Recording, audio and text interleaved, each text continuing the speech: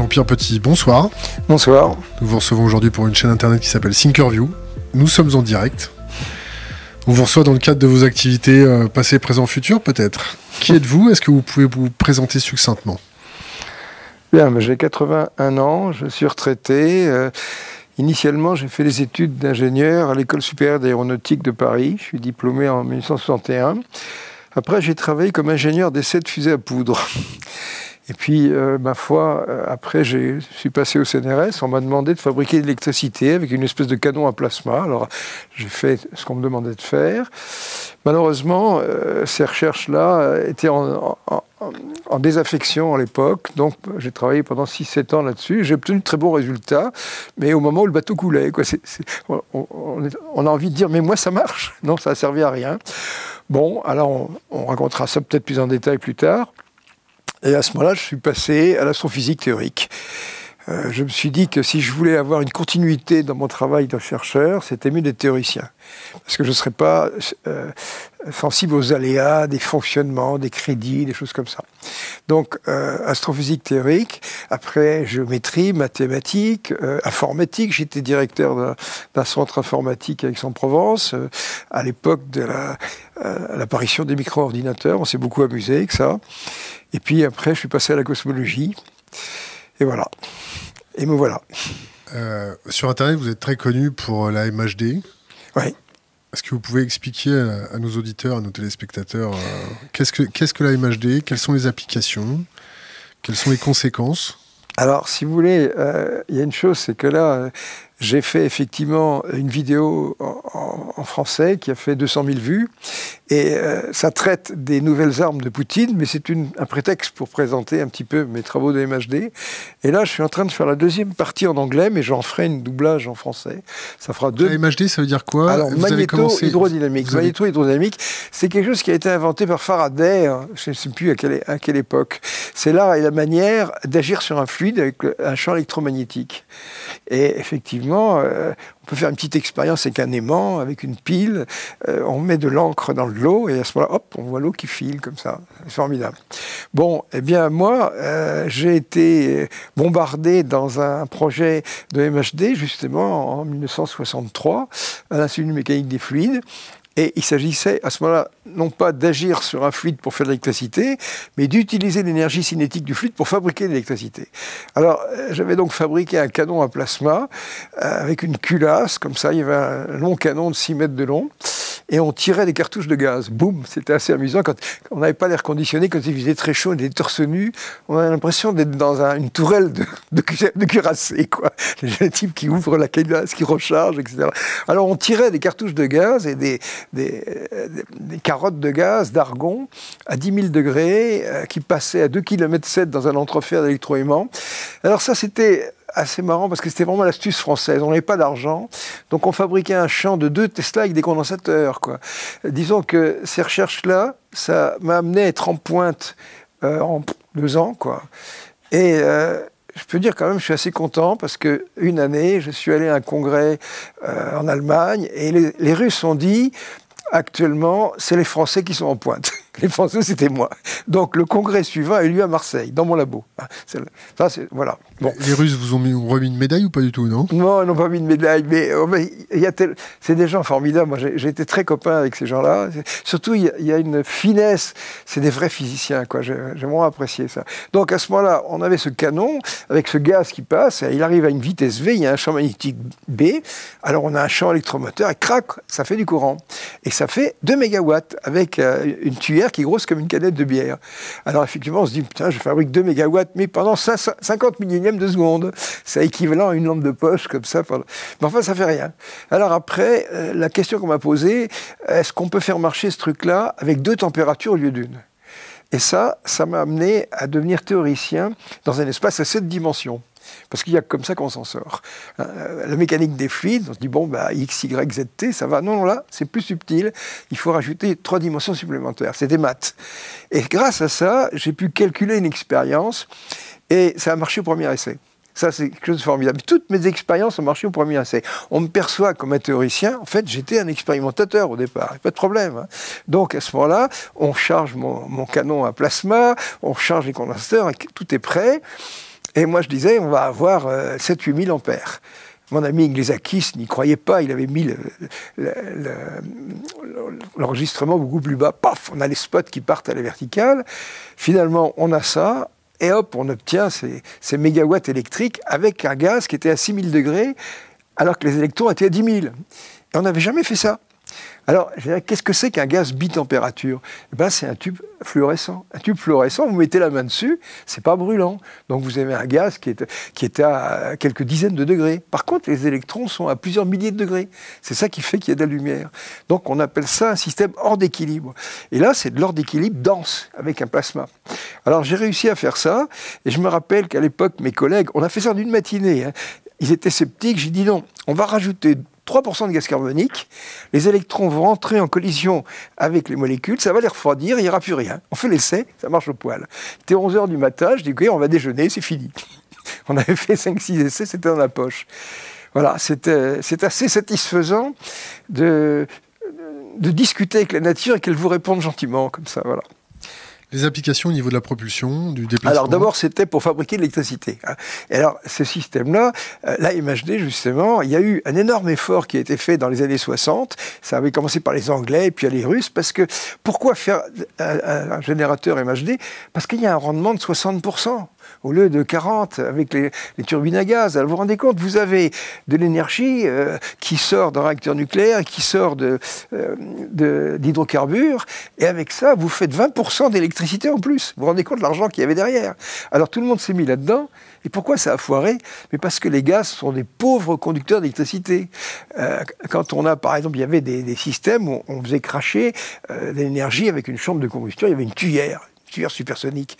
Alors on rajoutait du césium. Le césium, c'est ce qui s'ionise le plus. Mais tous les calculs montraient qu'il fallait au moins 3000 degrés. Et 3000 degrés, c'est pas technologique. On fait pas une installation industrielle avec des 3000 degrés, c'est la température du filament d'une lampe électrique. C'est pas commode. Bon. Alors c'est là qu'on a essayé d'imaginer qu'on puisse faire un gaz d'électrons à 3000 degrés et puis un gaz de neutre beaucoup plus bas. Et c'est là qu'il y a un petit bonhomme qui s'appelait Velikov, qui est devenu vice-président de l'Académie des sciences. En 1964, son patron, Shenling, l'a amené à un congrès en Angleterre, et il a dit, voilà, je suis venu avec un jeune étudiant, Velikov, il a quelque chose à vous raconter. Et Velikov a fait des calculs et a montré qu'il y avait une instabilité pas possible, qu'il allait tout foutre par terre. C'est incroyable. Il est arrivé comme le porteur de mauvaises nouvelles. Et tous les générateurs sont devenus instables. Voilà. Et ça a foutu en l'air toute la MHD. On a fini par abandonner à la fin des années 60. Et moi, je suis le seul à avoir fait une expérience où j'arrivais à matraquer cette instabilité. C'est pour ça que les Russes ont trouvé ça super. Donc, je me rappelle ce que disait Golubev, tu apportes le remède, mais le malade est déjà mort. Vous voyez, c'est le moment où on dit, voilà, j'ai résolu le problème, mais tout le monde abandonne. Voilà. Donc, fabrication d'électricité. Puis alors, accessoirement, eh bien, ce canon à plasma, on pouvait l'utiliser pour accélérer un plasma. Et alors ça, c'est extrêmement spectaculaire. Vous avez un truc qui rentre à 2,7 km/s, et 10 cm plus loin, il est à 8 km/s. On a un gain de 5 km/s. Pourquoi? Parce que agir sur les gaz, c'est un coup de pied pas possible. Je donne un exemple. Prenez les moteurs du Concorde. Hein. Vous les videz, vous mettez un champ d'1 Tesla, sur le côté, c'est pas énorme. Vous mettez un courant d'1 ampère par centimètre carré, ça fait 10 000 ampères par mètre carré. Et vous avez une force d'1 tonne par mètre cube. Donc autrement dit, vous allez accélérer l'air à 800 G. Donc tout d'un coup, c'est l'idée qu'avec cet MHD, on a une mécanique des fluides, on dit au gaz, tu vas à droite, tu vas à gauche, tu ne discutes pas. Ça, c'est le truc fondamental. Voilà. Et après, bon, tout à... Faut-il encore résister à ces accélérations, non? Quoi? Faut-il encore résister à ces accélérations? Mais le gaz, on ne lui donne pas son avis. Quoi. Non, mais celui qui est à l'intérieur du Concorde. Allez dire à un mécanicien des fluides, vous voyez, j'ai un truc comme ça, je vais faire tac, tac. Tu me dis, c'est pas possible, ça va décoller. Non, non. Le gaz, on lui dit, fais ceci, fais cela. On vous connaît aussi pour la question OVNI. Accessoirement, alors, si vous voulez, qu'est-ce qui s'est passé? Vous voyez, j'avais donc ce générateur MHD, et puis par rapport à des tas d'autres gens qui avaient des problèmes de conductivité électrique, comme c'est de l'argon, c'est pas conducteur d'électricité, mais à 10 000 degrés, si, c'est très conducteur. Donc il y avait une très forte interaction, et quand ce plasma arrivait dans la tuyère, si on produisait l'électricité, ça veut dire qu'on transformait son énergie cinétique en électricité. Donc on le ralentissait. Mais on le ralentissait tellement que ça faisait une onde de choc. Autrement dit, j'avais une tuyère 5 cm par 5 cm, droite, et il y avait une onde de choc droite simplement à cause des forces électromagnétiques. Et là, je me suis dit, si je peux créer une onde de choc avec des ondes électromagnétiques, je dois pouvoir l'enlever d'un profil. Tout est parti de là. Autrement dit, on a un vol supersonique avec des ondes de choc, et ces ondes de choc, eh bien, on va les enlever. Alors évidemment, il y a un problème qui apparaît immédiatement. Il y a des gens qui disent moi j'ai vu passer un truc qui allait à une vitesse folle, et puis il ne faisait pas de bruit. Donc, sujet OVNI. Vous avez aussi fait tout un protocole pour recueillir des preuves, pour récolter des herbes par terre. Oui, enfin là, je veux dire, vous avez fait aussi centrons cette interview sur la science. On ne va pas s'embarquer dans le sujet OVNI. On va centrer l'interview sur les questions qu'on vous pose. Ouais. Donc, vous avez aussi propagé des bonnettes pour téléphone portable. Qu'est-ce que vous en pensez? Voilà, un petit machin. Disons que ce sujet OVNI, il a été très mal étudié, quoi. Alors, c'est vrai, les gens ne savent pas quoi faire.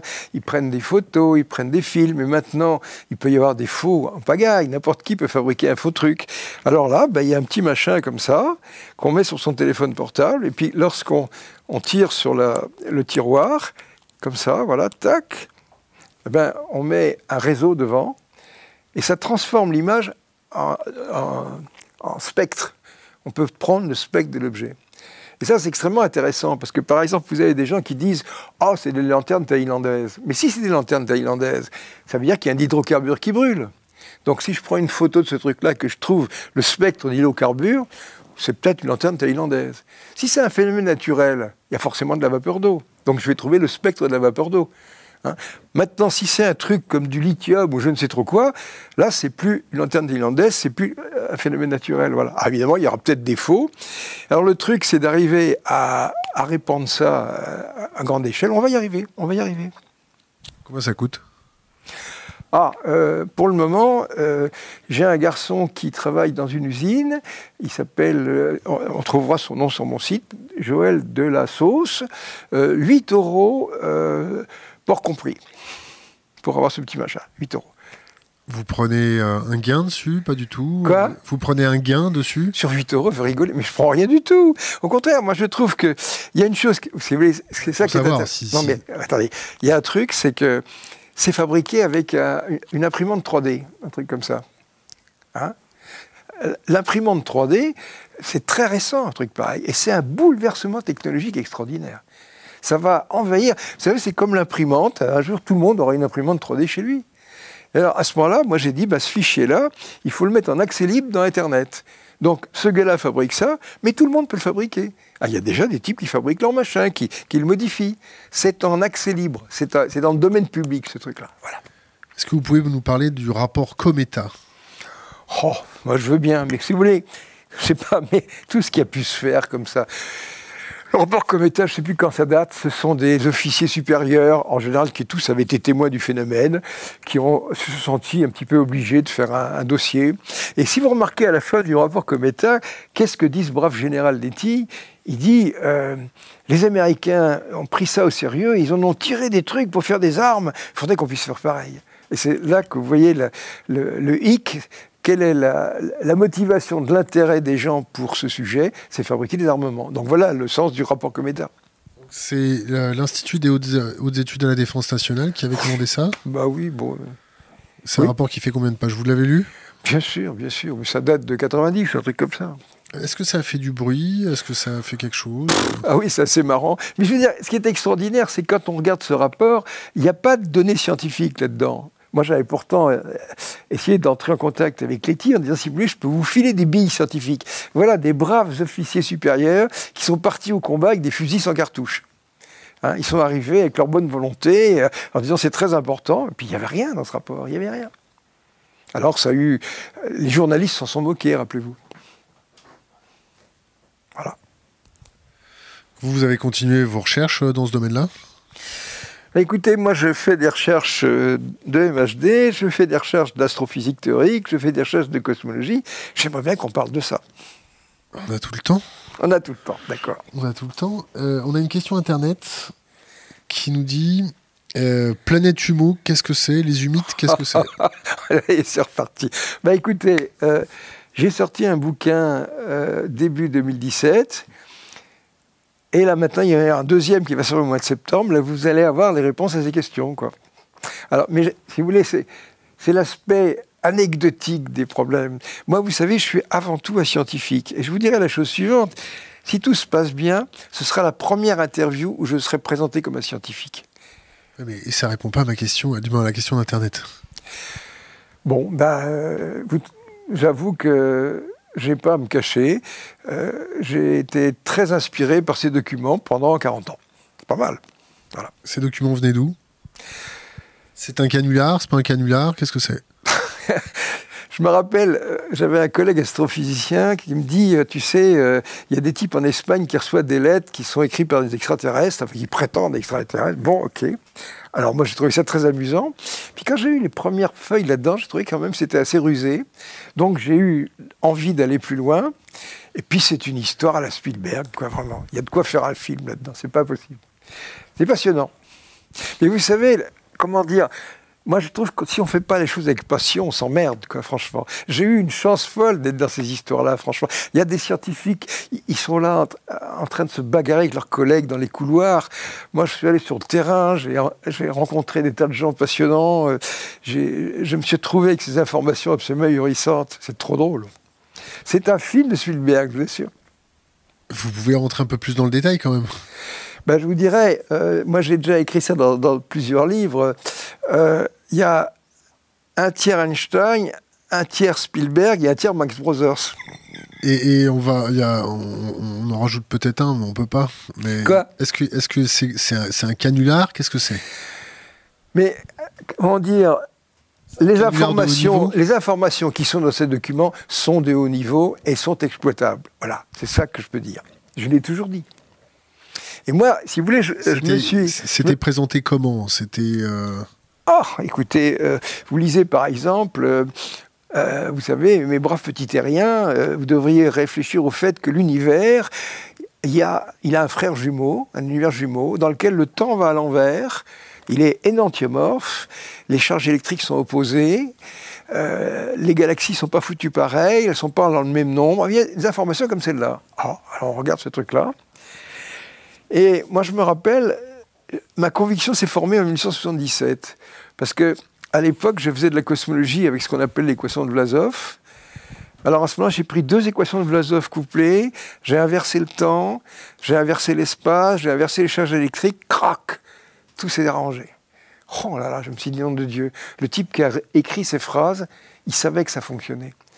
Mais c'est une conviction de théoricien qui n'était pas communicable. Voilà. Donc... Pourquoi pas communicable? Sinon, un mathématicien ou un théoricien. Et alors après, tout ce qui en découle. Qu'est-ce que vous voulez? Regardez, par exemple, on va en parler de cette histoire du modèle Janus. Est-ce que c'était un canular ou pas? Non, ça n'est pas un canular. Maintenant, qu'il y ait des composantes canunaresques, c'est probable. Il y a par exemple un document qui est arrivé avant la guerre du Golfe, où à ce moment-là, la lettre disait, vous savez, Saddam Hussein est à 18 mois d'avoir la bombe à hydrogène, il a envoyé des commandos dans les villes avec des virus modifiés. Tout ça, c'est faux. Voilà une lettre qui est un faux complet. Mais il y avait le petit détail qui faisait vrai. On disait, les Américains ont une arme secrète qui leur permet, avec un satellite, de se localiser dans le désert. C'était le GPS. À l'époque, ce n'était pas trop connu. Alors, qui est-ce qui a fait ce document? Vous savez, en latin, on dit « is fecit qui prodest ». Celui qui l'a fait, c'est celui à qui ça profite. Bon, alors cherchez qui est-ce qui aurait pu mettre un truc pareil. C'est vrai, tout à l'heure, vous parliez des DGSE. Je pense que dans les services secrets, quelquefois, il y a des gens qui s'amusent. Il y a des gens qui s'amusent. Ils ont envie d'utiliser un truc comme ça. D'accord, donc c'est pour vous, on vous a intoxiqué, ça venait d'une puissance étrangère, ça venait des petits hommes verts, ça venait de qui? Mais peu importe, le problème c'est ce que ça a donné, le résultat. Regardez, il y a 3-4 jours, j'ai eu l'avis d'acceptation d'un article de 14 pages dans Astrophysics and Space Science, avec des résultats scientifiques drôlement intéressants. Vous savez ce que disent les scientifiques à propos de mes travaux? Moi, j'ai vu des gens dans des conférences comme ça, quand on les interpelle à propos du modèle Janus. Oui, ce modèle Janus n'a pas encore reçu la validation de la part de la communauté scientifique. Alors, c'est quoi la validation? C'est se conformer aux observations. Là, vous avez cet article dont je vous ai donné des copies. Des confirmations, il y en a une tripotée, on pourra en parler tout à l'heure. Voilà, ben voilà. Puis je crois pas qu'on puisse faire un gros plan là-dessus. Bon, voilà cet article. Bon, ok. Ben, cet article-là, des confirmations pseudo-mail, il y en a toutes les pages, quoi. Bon, alors maintenant... Ça a été publié chez qui ? Astrophysique and Space Science. Vous savez, il y a Modern Physics Letter, Astrophysique and Space Science, Nouveau Chiméto. Il faut publier dans des revues de haut niveau, ça n'a aucun intérêt. Vous savez que maintenant, il y a une tapée de revues Internet. Qu'est-ce qu'il faut faire pour faire une revue ? Dans le temps, il fallait de l'argent. Parce que pour faire une revue, il fallait quelqu'un qui tape les textes. Puis après, il fallait les imprimer. Puis alors, il fallait diffuser ça. Tandis que maintenant, avec le numérique, une revue, c'est 2 assistants dans une fac qui décident de se faire une revue numérique. Alors, ça a un nom, la science avancée, la physique. Moi, on reçoit 2 fois par semaine des propositions disant « Nous sommes intéressés par vos travaux, pouvez-vous nous faire un article ?» Puis alors, on s'enseigne, c'est encore un truc bidon. Il y en a une tapée de trucs bidons. Maintenant, les revues de haut niveau, c'est pas commode. Hein. Dites-moi, la communauté scientifique, beaucoup de journalistes, y compris Laurent Alexandre, qui vous appelle la Rika Zaraï de la science, pourquoi ces gens-là vous considèrent comme un charlot ou un illuminé ou quelque chose comme vous ça ? savez, il y a un truc qui s'appelle les séminaires. Hein, les séminaires scientifiques dans des laboratoires. Hein. Tout à l'heure, quelqu'un disait que j'avais un mauvais caractère. Mais quand quelqu'un, justement, est désagréable... de merde. Caractère de merde, si vous voulez, d'accord. Mais à ce moment-là, moi je me rappelle, ça a commencé, oh là là, c'était je ne sais plus en quelle année, au début des années 80. J'avais un copain physicien théoricien, il était au laboratoire de physique théorique de Marseille. Et il a dit à ses collègues, écoutez, vous arrêtez pas de dire pique-pente de ce type, mais invitez-le et plantez-le. Nom de Dieu. C'est ce qu'on va faire aujourd'hui. Si vous voulez, mais il n'y a personne.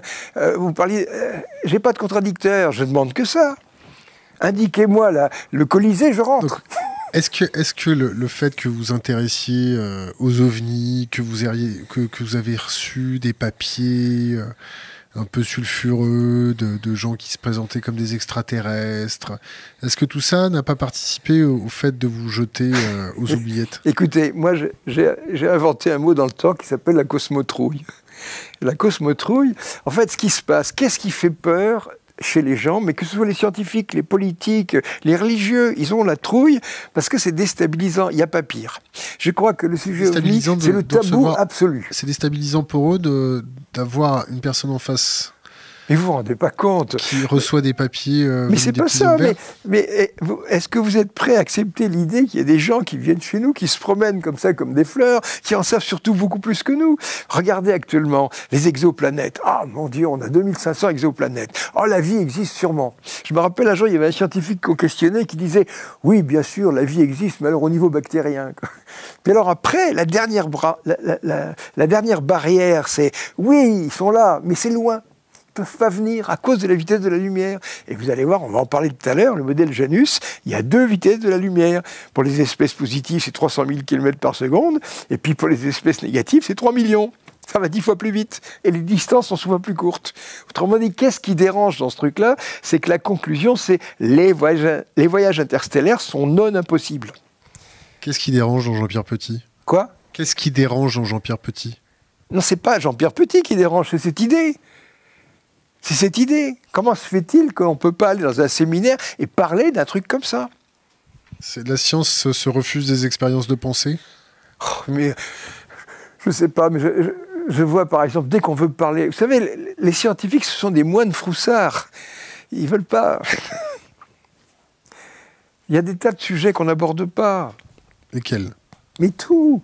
Vous savez, moi j'ai fait un dessin. Au moins 3. Écoutez, j'ai fait un dessin dans la bande dessinée qui s'appelle Les Murs du Silence. Vous vous rappelez, il y a un lampadaire, et puis il y a un type qui est là avec une blouse blanche, et l'entourlu dit mais là où vous cherchez, il n'y a rien. Oui, mais au moins il y a de la lumière. Mais c'est ça.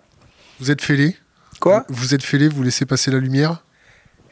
Vous êtes fêlé, donc vous laissez passer la lumière ? Fêlé ? Pourquoi ? On dit que les fêlés laissent passer la lumière. Je ne sais pas ce que ça veut dire, non, moi j'avoue que je cherche partout, là où il y a de la lumière et là où il y a de l'obscurité. Quels sont les sujets qu'on se refuse dans les communautés scientifiques? Le sujet OVNI, puis alors après, je sais pas, l'évolution, le darwinisme, puis alors après tout ce qui a trait... regardez par exemple, pour la communauté scientifique, la pensée, la conscience, mais ce sont des réactions enzymatiques. N'allez pas vous imaginer qu'il puisse y avoir un monde intangible. Voilà. Qu'est-ce que vous entendez par un monde intangible? Écoutez... Est-ce que vous avez un ami imaginaire? Quoi? Vous avez un ami imaginaire? J'ai un ami imaginaire? Non, mais si vous voulez... Vous croyez en Dieu? Je vais répondre à tout ça. Mais on met la charrue avant les bœufs. Si on pouvait parler du modèle Janus, après vous verrez les développements. Mais Jean-Pierre, on va en parler de ton modèle Janus. Ne t'énerve pas, ça fait 20 minutes qu'on est dans l'interview. On se détend. Bon, alors, disons que ce problème de la conscience, c'est ce qu'il y a de plus passionnant.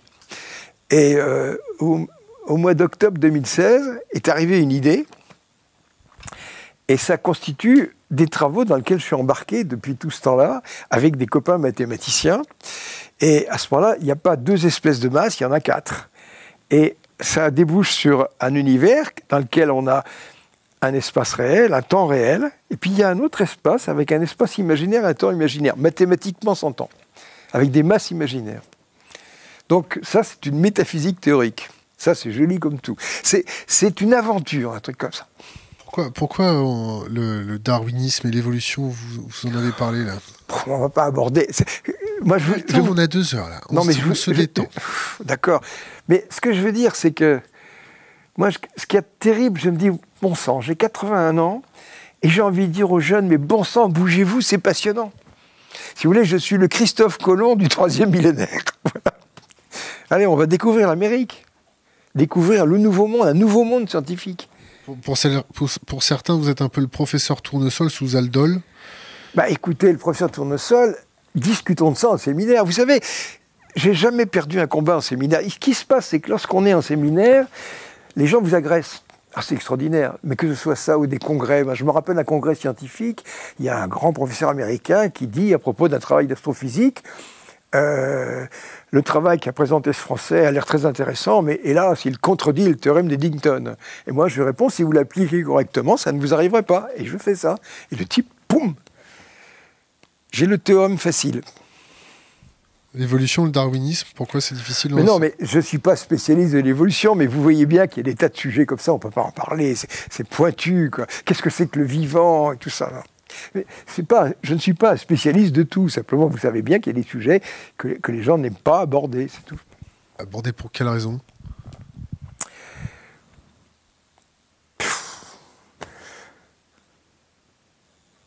Qu'est-ce que c'est que la science, hein? La démarche scientifique, on crée des modèles, on est à l'intérieur d'un paradigme, on interprète des phénomènes, on en prévoit, c'est ça, il y a un dialogue comme ça. Maintenant, quand vous êtes face à des phénomènes qui ne sont pas reproductibles, par exemple, comme les phénomènes paranormaux, là, c'est vachement embêtant. Qu'est-ce que vous entendez par phénomènes paranormaux? Justement, les phénomènes qui ne sont pas reproductibles. Vous avez des exemples?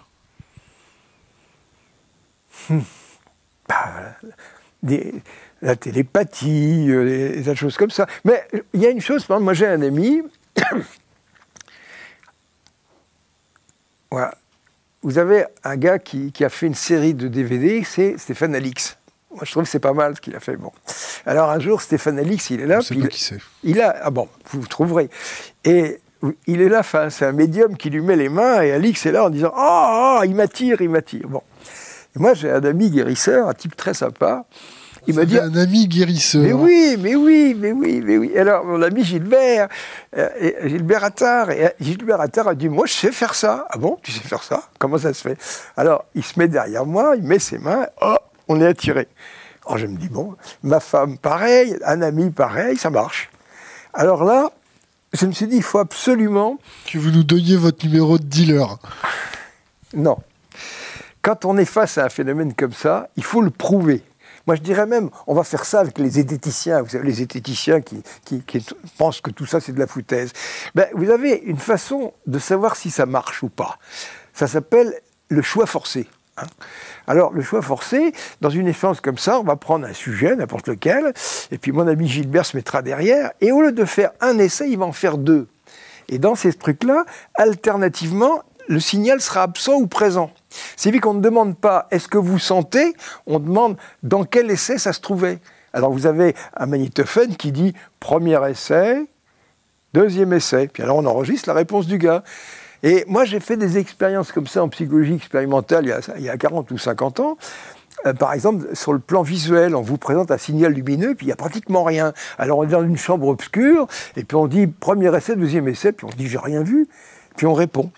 Et on s'aperçoit qu'on fait 70% de bonnes réponses. Parce que si vous faites 50% de bonnes réponses, c'est que vous ne percevez rien, puisque c'est aléatoire. Donc on va faire ça avec Gilbert, il faut absolument qu'on monte cette expérience, et lui ça va être 100% de bonnes réponses, mais quand même il tire, pas de problème. Et ça, après, il va falloir se battre pour publier ça dans une revue scientifique, car ce sera une démarche scientifique. Vous êtes bien d'accord? Oui? Non? On n'est pas là pour juger. On n'est pas là pour juger, nous on pose juste les questions. Est-ce que vous comprenez qu'avec tout ça, on vous perçoive un peu comme un allumé? Mais j'espère, à l'allumer, il faut avoir de la lumière, quoi. Il faut être fêlé. Fêlé. Non, mais passionné. Vous savez, moi, il y a un truc, quand je vois la science actuelle, si je voulais résumer ma critique, je dirais, elle manque de souffle épique. Mais la science, ça doit avoir du souffle épique, non d'une pipe. Quand vous montez une expérience que ça marche, c'est formidable, tout ça. Hein? Et là, vous voyez les gens, ils sont là avec leur matière sombre, leur énergie noire, ils se tricotent des super chaussettes avec le super corde. C'est emmerdant à mourir, non? La complexité est emmerdante? La complicité, qu'est-ce que ça s'appelle, la complicité? Non, c'est du langage. Est-ce que vous avez un point de vue sur l'éducation? Sur l'éducation? Un point de vue sur l'éducation. Il y a une phrase que j'aime bien, c'est « la connaissance est importante parce que quand on la donne, on ne peut plus la reprendre ». Je pense qu'il faut que la connaissance aille vers les gens. Il faut leur dire la vérité. Alors c'est pour ça que j'ai fait 30 bandes dessinées. Ça se diffusait très mal parce que l'éditeur les faisait trop cher et tout ça. À un moment, je les ai mis en accès libre. Elles sont sur mon site Savoir sans frontières, www.savoir-sans-frontières.com. Là-dedans, vous avez 30 BD. Et alors, je me rappelle comment ça s'est passé. Une année, j'avais commencé mon site internet, et puis, ma foi, ça me prenait beaucoup de temps, puis j'avais le problème d'argent. Alors, à un moment, j'ai fait un petit ton. Vous savez, il y avait le Téléthon. Donc, j'ai demandé aux gens, vous ne pourriez pas m'envoyer un peu de sous, parce que je ne m'en sors pas. Ils m'ont envoyé de l'argent. Et à ce moment, je me suis dit, bon... Vous avez pris combien? Oh, à l'époque, je dirais que... Oh, quand même, hein, j'avais demandé, je ne sais pas, 5-6 000 euros, un truc comme ça, ils m'en ont eu le double. Alors, ils ont dit, formidable, tu vas changer ta voiture. Non, j'ai demandé ça. Ce qui reste, on va créer une association, on a créé Savoir sans frontières, et ça a été mis dans la caisse. Et avec ça, on s'est mis à payer les traducteurs. Ben là, vous savez combien il y a de bandes dessinées téléchargeables? 510. Extraordinaire. Et dans 40 langues. Et ça c'est une aventure formidable. Vous avez les traducteurs qui disent « je suis fier de participer à ça ». Et ça, c'est la connaissance. C'est non seulement la connaissance, mais c'est la défense des langues des gens. Parce que vous savez, vous avez la science, maintenant c'est en anglais. Hein, c'est en anglais. Moi, je me pense à un truc, c'est qu'il y a des malgaches là, de Madagascar, ils ont traduit mes bandes dessinées en malgache. Ils ont été obligés d'inventer des mots. Bon, les armes russes, histoire de changer de sujet. Ah, vous allez vous embarquer là-dedans. Alors, disons que l'AMHD... Alors, je vais vous dire pourquoi on vous reçoit aujourd'hui. Vous êtes une légende sur Internet quand même. Vous avez un certain public. Mais je suis gentil comme tout. Pourquoi est-ce que des fois vous êtes bien les scientifiques? Des fois vous êtes bien allumé quand même. D'ailleurs, c'est vous qui le dites. On va demander à notre plateforme de fact-checking Vous allez faire voter les gens. Qui est-ce qui vote pour que Petit soit allumé? Enfin. Non, on les fait pas voter. On les fait fact-checker. on vérifie si vous dites des conneries ou pas. Donc, pour dire la suite, on a vu une vidéo de vous qui doit bien dater d'une vingtaine d'années ou d'une quinzaine d'années. Oui. Et vous parliez de MHD, de mode de propulsion. Ouais. Et nous, à l'époque, on vous regardait avec un intérêt certain, parce que on trouvait que c'était un peu de la science-fiction, un peu d'allumé. Et cette vidéo, quand même, nous est restée en tête. Et quand on a vu la vidéo de Poutine, Et ben voilà. sur la présentation des armes, on s'est dit, le vieux dit peut-être pas que des conneries, ou il a énormément de chance. Donc on a décidé de vérifier si vous aviez de la chance ou si vous racontiez que des conneries. Alors? Donc vous êtes là, les armes russes, la vidéo de Poutine, ça vous a fait penser à quoi? Alors il y a un truc, si vous voulez, c'est que j'avais fait un bouquin sur les armes américaines. Et je me rappelle, il y avait un journaliste qui s'appelle, je ne sais plus son nom, mais il avait dit ce que dit Petit, c'est du délire technologique. C'était vraiment ça, du délire technologique. Un journaliste ou un scientifique? Bon, c'est un journaliste aéronautique, donc ça ne vaut pas la peine de citer son nom. Mais disons que... Vous en prenez souvent dans la gueule, hein, quand même. Hein. Ah oui, complètement. Genre ah ouais. Vous devriez prendre des pilules. Voilà. Oui, Laurent Alexandre, il veut me mettre sous médicaments. Ah oui. Non, parce que si vous voulez, il y a une chose, c'est que la MHD, ça permet des trucs fabuleux. Il est urologue aussi. Hein. Quoi? Laurent Alexandre est urologue. Oui, moi je ne sais pas très bien. L'urologie mène à tout, à condition d'en sortir. Déjà, vous voyez, voler à vitesse supersonique sans faire de bang. D'abord, il y a une chose, justement. Ce que vous voyez, il y a quoi dans le discours de Poutine? Qu'est-ce qu'il raconte? Alors, il y a plusieurs plans. D'abord, il parle d'un missile de croisière à propulsion nucléaire. Hein, en disant, ce truc-là, personne n'a ça.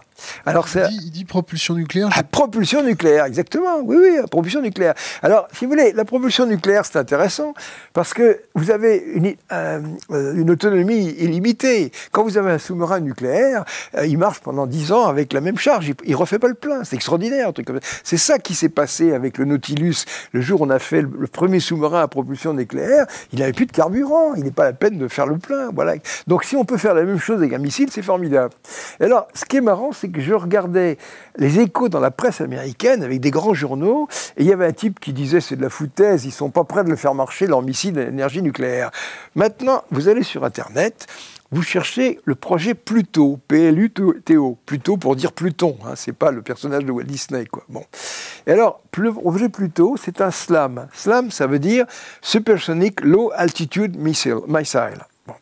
Et là, vous trouvez tout. Vous trouvez les plans de ce machin. Vous trouvez 5 vidéos qui vous racontent toute l'histoire depuis le début. Ça a été complètement déclassifié. Alors, qu'est-ce qui s'est passé? Eh bien, ça a démarré en 1955. En 1955, les Américains se sont dit on va faire un missile à propulsion nucléaire. Alors, on essayait de mettre des propulseurs nucléaires dans les avions. Hein. Imaginez, justement, vous avez des moteurs électriques et un générateur. Mais le rayonnement du réacteur était tel qu'il fallait un tel blindage de plomb qu'on ne pouvait pas mettre le machin dans un avion, c'est beaucoup trop lourd. Mais maintenant, si vous mettez ça dans une arme, vous vous en foutez que ça crache du rayonnement. Et alors, moi, c'est léger. Il n'y a pas de pilote. Il n'y a pas de pilote. Alors, le moteur qu'ils ont mis au point, ça fait 1 mètre de diamètre, 1 mètre de long. Alors, la simplicité, c'est extraordinaire. Ce sont des tubes de céramique. L'air rentre par un bout et sort par l'autre. Les tubes sont à 1200 degrés. On fait arriver l'air. Et voilà le propulseur. Il n'y a pas de pièce mobile, il n'y a rien. Fabuleux. Alors, ce réacteur, c'est comme un cœur de réacteur. À l'intérieur, vous avez des barres de cadmium. Vous enlevez les barres de cadmium, ça démarre. Tant que les barres de cadmium sont dedans, ça ne bouge pas. Donc, quand on lâche un missile comme ça, imaginez qu'on le lâche d'avion ou quoi que ce soit, ben, on le largue. Quand il est à côté de l'avion, il n'est pas radioactif. Une fois qu'il est largué, il crache tant et plus. C'est même considéré même comme une bombe à soi tout seul. Un truc comme ça, parce que vous savez que dans un réacteur nucléaire, il y a 50 kg d'uranium, il y a donc l'équivalent de 20 bombes atomiques. C'est vraiment la bombe sale par excellence. Donc, ces types-là conçoivent ce genre de choses, projet ultra secret évidemment, qui est développé au Lawrence Livermore Laboratory. Alors, dans les vidéos, vous verrez, c'est assez marrant, parce que quand ils faisaient ça, ils avaient un petit peu les jetons. Donc, au moment où ils montent leur réacteur, c'est à l'intérieur de murs de béton avec des télémanipulations et des caméras, et tout ça. Puis après, c'est monté sur un wagon de chemin de fer. Pourquoi? Parce qu'on envoie le truc à 4-5 km au cas où ça vous exploserait à la figure. Alors, ils ont fait 2 moteurs. Ils ont fait un moteur qui s'appelle Tori 1, qui est un truc de cette taille-là, qui est un prototype. Mais le second, le 2, eh bien, c'est le propulseur de vol. Et si vous allez voir les 5 vidéos, à la 5e vidéo, le type disait... On a fait marcher ce truc-là pendant 300 secondes. C'est opérationnel. Le stade suivant, c'est les essais en vol. Donc c'était prêt à marcher. Alors c'était prêt à marcher, c'était quoi? Eh bien Pluto, c'était un missile de 27 mètres de long, de 26 tonnes, Hein. Il n'y avait évidemment pas de réservoir de carburant, il y avait un système de pilotage, et puis ça emportait éventuellement une bombe de 20 mégatonnes, ou alors plusieurs bombes de 2 mégatonnes, ou alors plein de petites bombinettes de 300 mégatonnes, et ce truc-là volait à Mach 3,5. 3 mégatonnes, non 3,5, hein, à Mach 3,5 à 100 mètres d'altitude. C'était un missile de croisière. Et ce truc-là allait faire un petit tour comme ça, lâchant des bombes partout. C'était ça, l'arme américaine. Et à ce moment-là, il était passé quelque chose en 1957, ça a été Spoutnik. Parce qu'il y a une chose merveilleuse, 1957, c'est ce qu'on appelle l'année géophysique internationale. Vous êtes trop jeune pour avoir connu ça. Moi j'étais étudiant, c'était formidable. L'année géophysique internationale, tous les pays s'étaient unis pour aller étudier la haute atmosphère. Alors les Américains avaient une fusée qui s'appelait Vanguard. Elle était grande comme ça. Elle avait ce diamètre-là, sans blague. Hein. Et les Russes avaient leur Semurkag, dont la base ne tiendrait pas dans votre studio, quoi. Et à ce moment-là, avec cette fusée, ils ont commencé par lancer Spoutnik, qui a fait bip bip, premier satellite. Après, ils ont lancé la chienne, Laika. Puis après, ça a été Gagarine. Les Américains... Enfin, vous avez vu le film L'étoffe des héros, là. Ça retrace bien ce genre de choses. Jean-Pierre, revenons aux armes russes. Bah oui, mais attends. La présentation de Poutine. Ouais. Bon, alors, donc, j'en parle puisque je parle de ce missile de croisière. Donc, ce missile de croisière, il était en projet en 1955 et en 1965, le moteur était opérationnel. Les gars auraient continué l'année suivante, le truc était opérationnel au point de vue de l'aérodynamique. Et ça a été arrêté. Donc, qu'est-ce qu'a fait Poutine? Il a repris ce projet. Simplement, c'est un petit machin qui fait 6 mètres de long et le réacteur, il est gros comme ça. Seulement, ce truc-là, ça vole à 3... Personne n'a dit que c'était supersonique. Moi, je le dis. C'est un truc qui vole à Mach 3,5, qui va être à 100 mètres d'altitude, qui peut faire le tour. D'ailleurs, quand vous regardez la vidéo du discours de Poutine, vous voyez que vous allez à l'Amérique du Sud, et vous avez le truc qui fait le tour comme ça. C'est effrayant. Dites-vous bien la chose suivante, c'est que le traité anti-balistique missile américain... ABM, le traité ABM. Le traité ABM, prenez une map monde. Hein. Vous avez l'Amérique, vous avez la Russie. Mais le chemin le plus court, ça passe par le pôle. Donc tout le système de protection russe, américain, c'est dans l'Amérique du Nord, c'est en Alaska. Vous voyez, des coins comme ça.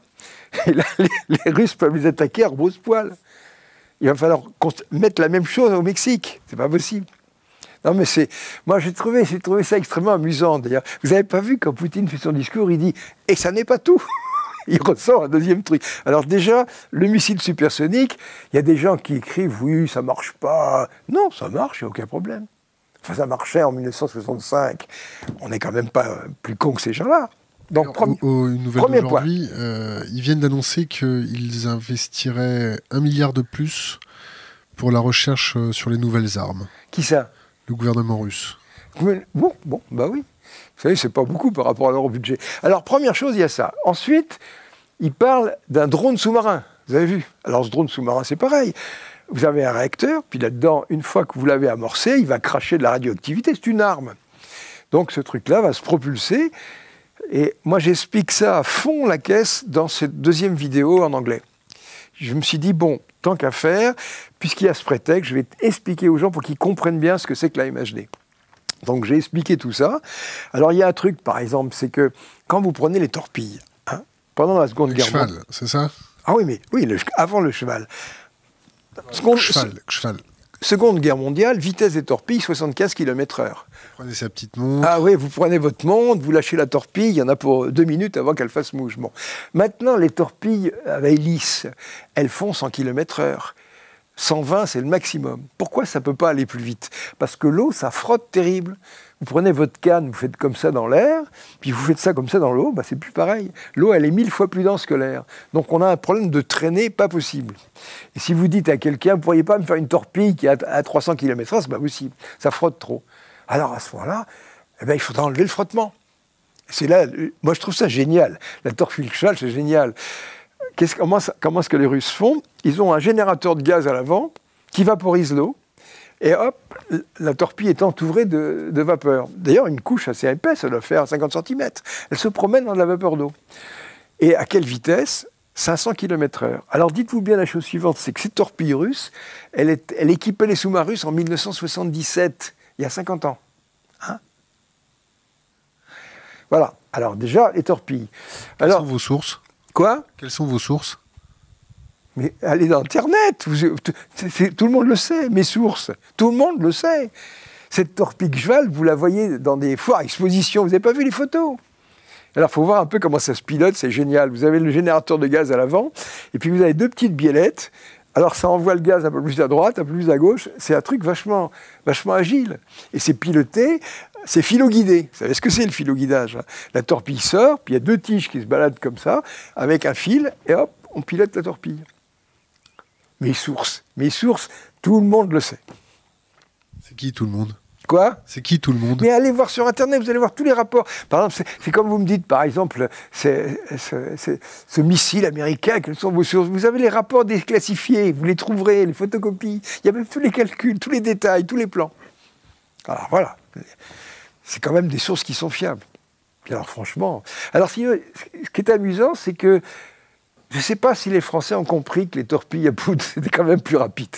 Je me rappelle, un jour, il y avait une manifestation à Paris qui s'appelait Euronaval, et j'avais un copain qui était à cette manifestation, ça remonte à 10 ans.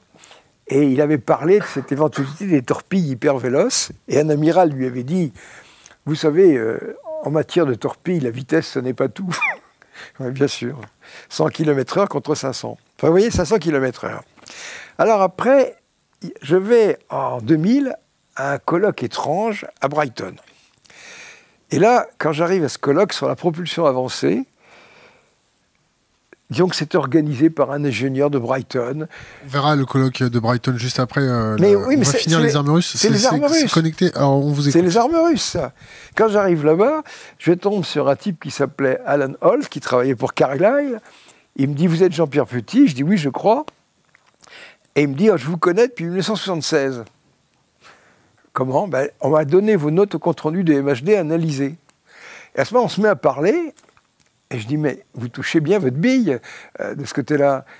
Moi, je croyais que la MHD avait été abandonnée un peu partout. Mais il dit, pas du tout. Sur le plan militaire, on a continué mis en tête. Et il me dit, j'ai été chargé de la mise au point de la torpille MHD américaine. Ah! Je me contente de vous donner mon témoignage, que j'ai entendu, quoi. Bon. Et je lui dis, comment ça marche? Il me dit, mais comme dans votre bande dessinée, Le mur du silence. Ah oui, il n'y a pas de problème. Alors après, je lui ai dit, mais à quelle vitesse ça pouvait aller? Moi, j'avais pensé 500 km/h. Et là, je me rappellerai toute ma vie, il m'a regardé avec un air là en disant « Oh, much more ». Il va dire « Oui, vous n'y êtes pas du tout ». Ah bon? Est-ce que vous me permettez d'ouvrir une parenthèse? Est-ce que vous pensez que vous avez subi une psyops des États-Unis pour vous faire passer pour un crétin allumé pour que la France et l'Europe abandonnent ses recherches sur la MHD? Moi, je pense qu'on n'a pas besoin d'inciter les Français à faire des choses comme ça, ils le font tout seuls. C'est pas la peine qu'il y ait une intervention américaine. Je dis une intervention américaine sur votre propre personne, puisque vous étiez la pointe de diamant sur ces recherches, et que votre parcours un petit peu sulfureux... Mais pourquoi c'est sulfureux? Je comprends pas ce mot. Ça veut dire quoi, sulfureux? Moi, je sens pas le souffle. Vous savez, j'ai enlevé mes chaussures. J'ai pas les pieds fourchus, franchement. Enfin, je peux vous les montrer. Hein. Non, mais ça veut dire quoi, sulfureux? C'est quoi, sulfureux? Justement, vous voyez, votre pensée... C'est pas ma pensée. Bah c'est vous qui dites que je suis sulfureux. Quand on prononce le mot Jean-Pierre Petit, les scientifiques tournent les talons. Ils tournent les talons? Alors, vous voyez, tout à l'heure, on parlait de blocage. Mais regardez, dès qu'on s'aventure un petit peu à droite, un petit peu à gauche, ah, c'est sulfureux. Voilà, la MHD, c'est sulfureux. Hein, non? 2000 km/h sous l'eau, mon Dieu, c'est de la folie. Non, ça, on ne parle pas de la MHD, là. On parle du fait que vous ayez reçu des papiers des petits hommes verts qui vous expliquaient la nature de la vie et de la nature de l'univers, et qu'à la fin, vous êtes passé pour un gogo, un pigeon. Je suis passé pour un pigeon. Ce qui a enterré la MHD définitivement. Oh, elle s'enterrait toute seule, il n'y a pas de problème. Non, non, vous savez, la façon dont la recherche a été menée en France, mais c'est à ce... J'ai employé une expression peut-être assez vulgaire, mais elle me paraissait bien vue. C'est à se poignarder le cul avec des saucisses. Voilà. Et moi, c'est comme ça que je vois les choses. Ah, franchement. Mais vous n'imaginez pas, mais qui est-ce qui prend les décisions?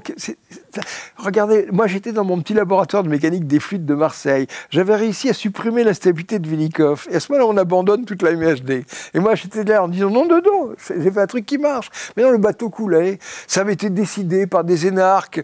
Vous savez, la France est dirigée par les polytechniciens. C'est effrayant. Il y a des gens qui n'y connaissent rien, qui prennent des décisions. C'est pareil, alors là, on pourra parler du nucléaire, là on est en plein dedans. Quelle catastrophe! Alors s'agissant de la MHD, mais on n'a pas eu besoin d'une pression américaine pour abandonner ça. La connerie en France, c'est une valeur sûre et on n'a pas besoin de la stimuler. Elle s'auto-stimule toute seule, il n'y a pas de problème. Vous savez, d'ailleurs, il y a une chose, c'est que si c'est nouveau, les gens diront ça n'a pas été fait ailleurs, c'est inquiétant, quoi. Mais vous savez, au CNRS, je me rappelle, il y avait un type qui était déjà directeur d'un observatoire. Il est venu me trouver, ah oui, il m'a dit, ton onde de choc, faut bien que tu la retrouves quelque part. Alors je lui ai dit, mais est-ce que tu pourrais me trouver un argument scientifique là-dedans? Oui, je t'enverrai ça. Puis vraiment, ah oui, je me rappelle, je sortais de mon accident de travail à l'époque, j'avais des béquilles, hein, j'étais pas bien. Et il me dit, tu sais, je vais te dire un petit peu ce que la commission souhaite. Je vais peut-être te choquer, mais écoutez bien ce que je vais vous dire, parce que c'est ça la recherche française. On veut que tu épluches des patates. Tu te prends une petite galaxie, un petit cliché, tu fais un petit calcul pas terrible, et tout rentrera dans l'ordre. Sois médiocre et ça ira bien. Vous vous rendez compte? C'est comme ça. Revenons aux armes russes. Revenons aux armes russes. Alors déjà, on a parlé du missile de croisière supersonique à propulsion nucléaire. Bon, ça, je pense que tout le monde sera d'accord, ça tient debout. Alors ensuite, le missile sous-marin des Russes. Alors vous avez vu ce que dit Poutine. C'est rapide, c'est de petite taille, ça va vachement vite, la portée est illimitée. Alors il y a un truc, c'est que quand vous avez un drone sous-marin comme ça, vous n'allez pas lui mettre une bombe de 300 kilotonnes, vous allez dire, allez, allons-y carrément, on va mettre 300 mégatonnes. Vous avez vu la Tsar Bomba russe, vous vous rappelez, c'était un énorme truc. C'était 100 mégatonnes, c'est un machin qui devait peser 20 tonnes. Il fallait un bombardier Beer pour le porter. Mais quand vous êtes dans un sous-marin, vous avez Archimède qui vous porte. Alors, allons-y, mettons une bombe de 100, 200, 300 mégatonnes. Vous allez faire exploser ça devant San Francisco, vous faites un tsunami de 300 mètres de haut. Vous imaginez? Alors, il y a des gens qui disent, vous vous rendez compte, c'est russe, c'est monstrueux. Mais il faut que le nucléaire soit monstrueux. C'est la seule façon qu'on ne s'en serve pas. Ce qui est effarant, c'est de voir qu'il y a des bombes stratégiques. Je me rappelle, j'avais un copain dont le frère était spécialiste en bombes de théâtre. Alors, on ne fait pas exploser des bombes dans les théâtres, c'est le théâtre d'opération. Donc, à ce moment-là, à l'Institut des études de la Défense nationale, qu'est-ce que vous suggérez? Une petite bombe de temps, des bombes de théâtre. Mais le nucléaire, même ils ne se rendent pas compte, même les petites bombes de 300 mégatonnes, mais c'est déjà 20 fois Hiroshima. 300 kilotonnes. 300 kilotonnes, oui. C'est 20 fois Hiroshima. Mais ça ne fait rien, c'est des bombes stratégiques. Je crois que les stratèges comme ça qui envisagent que le nucléaire puisse être appliqué dans les guerres, c'est pas possible. Ils ne savent même pas de quoi ils parlent. Sans blague. Voilà. Il n'y avait que ça dans la vidéo de Poutine? Non. Alors, donc, le drone sous-marin, après, il est parti sur autre chose. Bon, c'est sûr qu'au début, j'en ai pas parlé, mais il a commencé par développer Sarmat. Sarmat, c'est un missile de 200 tonnes, mais une fusée. Alors vous avez la chose suivante, vous avez la sphère terrestre, et puis quand les Russes attaquent les Américains, hop, ils passent par le pôle Nord, avec une belle trajectoire parabolique. Alors il y a une autre solution, c'est de passer par le pôle Sud. Seulement, évidemment, il faut une puissance beaucoup plus considérable. Donc, disons qu'ils ont assuré le coup en faisant ce truc-là. On sait faire des fusées énormes. Bon, ils ont fait une fusée de 200 tonnes, un gros machin. Bon, c'est un gros pétard. Alors après, le missile supersonique, après le missile sous-marin, alors on passe à Kinjal. Mais il faut vous dire une chose, c'est que les vidéos qui sont dans le truc, c'est bidon. Hein. D'ailleurs, à un moment, Poutine le dit, on ne vous a pas montré les véritables images parce que vous comprenez qu'il y a un petit côté secret défense. Bon, simplement, on a montré un MiG-31 avec un truc en dessous, puis ça s'allume et tout ça. Bon, c'est ce missile Kinjal. Mais il faut voir le chiffre qui est donné, c'est Mach 10. Alors, Mach 10, ça veut dire que les Russes ont pris pied dans l'hypersonique. Et maintenant, dans tous les pays du monde, développés, que ce soit les Français, les Anglais, les Américains, les Allemands, il va falloir avoir de l'hypersonique. L'hypersonique, ça commence à Mach 5. Mach 3,5, c'est du haut supersonique. Mais à partir de Mach 5... Alors vous avez un truc, c'est que assez haut nombre de Mach, le frottement de l'air crée une élévation de température. Alors donnons un chiffre, prenez Concorde. Ben, quand Concorde volait, la température pariétale montait de 100 degrés. Quand l'avion se posait, il était à 100 degrés, on pouvait se brûler. Maintenant, vous avez le SR-71, l'avion espion américain, c'est 400. Il volait à Mach 3,2. Vous imaginez le truc qui se pose, il est à 400 degrés. Alors, il y a un truc marrant, d'ailleurs, c'est que, quand même, là-dedans, il y a un pilote, il ne faut pas qu'il soit à 400 degrés. Donc, on utilise le carburant comme réfrigérant, et lui, on le réfrigère avec sa combinaison, mais pas la cabine. Il y a 70 degrés dans la cabine. Et alors, les vitres, elles sont à 400 degrés. Et vous verrez, vous trouverez ça comme une anecdote dans Internet, quand le type fait un vol de longue durée, s'il a un croque-monsieur à manger, il le sort et il le met contre la fenêtre pour le réchauffer. Vous voyez ? 400 degrés. Et ça, c'est Mach 3,2. Il n'a pas une combinaison pressurisée, non? Si, mais... C'est une connerie, le coup du hamburger, là, non? Non, mais il a une circulation d'air, c'est pas le problème. Mais la température, quand il enlève ses gants pour bouffer, il est dans l'air à 70 degrés. Et toutes les appareillages sont à 400. Je ne sais pas si vous imaginez, les tubulures, les pompes, c'est quand même énorme. Et ça n'est que Mach 3,2. Alors vous augmentez, Mach 4, Mach 5, ça devient énorme. Alors Mach 10, on ne comprend pas. Alors justement, dans cette vidéo en anglais, j'ai essayé posément de donner aux gens une possibilité de se faire eux-mêmes leur propre opinion. Parce que vous avez un truc, par exemple, c'est que la température d'arrêt, elle varie comme le carré du nombre de Mach. Donc si on arrive actuellement à faire des missiles à Mach 5, si on fait ça à Mach 10, ça veut dire que la température est 4 fois plus forte. Vous arrivez à des trucs qui font 6, 7, 10 000 degrés. Donc la MHD. Ben, donc quelque chose. Et c'est quelque chose, ça peut être que la MHD. Voilà. Alors j'explique comment ça marche. Je vous écoute. Comment ça marche? Il faut de l'électricité. Et par exemple, pour le missile Kinjal, c'est pareil pour la torpille MHD. La torpille MHD, tout à l'heure, on l'a évoqué comme ça rapidement, ce projet. Comment on fait pour faire aller une torpille à des milliers de kilomètres heure? Ben, il faut supprimer le frottement. Alors, supprimer le frottement, alors, si vous voulez, c'est un truc marrant, ça, j'ai montré ça dans ces vidéos, c'est que finalement, le gars qui a inventé ça, c'est Stewart Way, qui est un Américain. Il a inventé ça en 1961, quelque chose comme ça. C'est un propulseur pariétal. Alors Way a construit un sous-marin qui faisait 3 mètres de long, avec ce propulseur, et il arrivait à le faire aller à 40 cm/s, en aspirant l'eau, comme ça. Donc ça a été montré à des gens, ils n'ont pas trouvé ça intéressant. Ben oui, tout ce qu'il avait comme source d'énergie, c'est des batteries. Donc le champ magnétique, 150 Gauss. Et il aurait fallu 10 Tesla. La propulsion marine, c'est le chiffre créé, c'est 10 Tesla. Donc il fallait le supraconducteur. Mais quand vous regardez le brevet de Way, il met des fils avec de l'hélium liquide. Il a déjà pensé à la supraconduction. Mais vous voyez, ça c'est l'exemple du type qui est visionnaire. Il explique son truc, tout le monde s'en fout. Tout le monde est passé à côté. Vous savez, c'est arrivé à un type extraordinaire, c'est Tesla. Hein, on parle de Tesla. C'est vrai que c'est un inventeur extraordinaire. Et Tesla a inventé la première torpille téléguidée.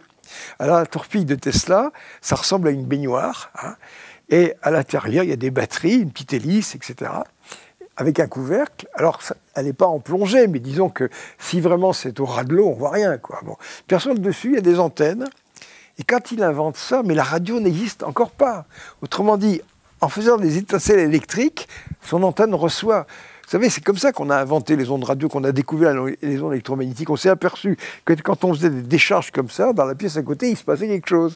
Donc Tesla imaginait ça, et puis il envoyait des impulsions comme ça, et puis il avait un truc qui se déplaçait. Alors ça, c'était tribord, bâbord, neutre, tribord, bâbord, neutre. Donc un petit coup à tribord, un petit coup à bâbord. Donc il prend sa baignoire, et dans un estuaire comme ça où il y a un bateau à l'ancre, il montre aux militaires que, boum, il fait arriver le truc tout contre. Ils n'ont rien compris. Il faut imaginer ce que c'est qu'un truc pareil. Vous mettez ce machin à l'eau, et de jour, de nuit, vous l'amenez contre un bateau, mais c'est une torpille téléguidée. Les gens n'ont rien compris. Et voilà Tesla. Regardez Coanda avec son avion supersonique, avec son avion à réaction 1909, au Salon de l'Aviation. Allez voir sur Internet, vous découvrez les photos. Il y a des gens, ils se trompent d'époque. Et là, Stewart Way, 1961, propulsion MHD, personne ne comprend rien. Voilà. Alors après, on prend ce truc-là, puis on le développe. Alors il y a une chose curieuse, c'est que quand on prend la torpille Gval, par exemple, elle a un propulseur fusée, et si on n'a pas un système qui l'entoure de vapeur, mais il faudrait une énergie monstrueuse pour arriver à la faire aller à 500 km/h. Or, avec ce jet de gaz à l'avant, ça supprime tout. Bon, là, c'est pareil. Avec un peu d'électricité, on va supprimer le frottement, et en avant, la torpille cabale. Alors, d'où vient l'électricité? Eh bien, dans la tuyère, vous avez un générateur MHD. Un générateur à auto-excitation. Là, on était dans les missiles, là, pas dans les torpilles. C'est pareil. Poutine. Le missile Kinjal, il a aussi, c'est la même chose. Le missile Kinjal, c'est l'équivalent de la torpille MHD, mais aérien.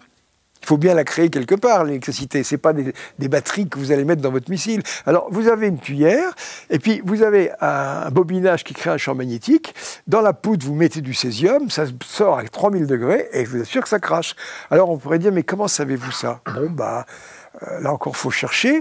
Disons que dans les années 80, je suis allé à un colloque aux États-Unis, et j'ai discuté avec des Russes. J'ai l'air très bavard comme ça, mais quand je veux faire parler quelqu'un, je suis redoutable. Oui. Et alors, j'ai interviewé ces Russes, et j'ai découvert les générateurs de Pavlovsky. Alors, vous les trouverez sur Internet, il y a même des films de ce truc-là. C'est présenté avec les armes sismiques. Donc, les armes sismiques, il faut un générateur électrique qui vous crache 10, 20, 30 mégawatts pendant 30 à 40 secondes. Alors, comment on fait un truc pareil? Regardez les photos, vous avez 3 fusées à poudre de 70 cm de diamètre, 3 mètres de long, qui crachent comme ça. Et puis vous avez des gros bobinages. Et c'est un truc à auto-excitation, au sens où vous créez votre champ magnétique, vous créez peut-être 1000, 2000 Gauss, et ça crée le courant, et le courant crée le champ. Donc à ce moment-là, ça va monter, je ne sais pas à combien de Tesla. Mais il y a un truc, c'est que la puissance est considérable. Donc par conséquent, dans ce tuyère, vous avez une puissance électrique, mais donc pour le missile Kinjal, c'est peut-être 10 mégawatts. Et vous envoyez ça à l'avant, et en avant, vous supprimez l'onde de choc, vous supprimez la traînée. Et ça encore, c'est du délire technologique. Et vous savez, les Russes, c'est les champions de la MHD. Et vous savez qui est-ce qui a été le génie de la MHD en Russie? C'est Sakharov. Il a fait des trucs fantastiques. Dans les années 50, surtout la MHD explosive, Sakharov produisait 100 millions d'ampères avec un truc qui était gros comme ça.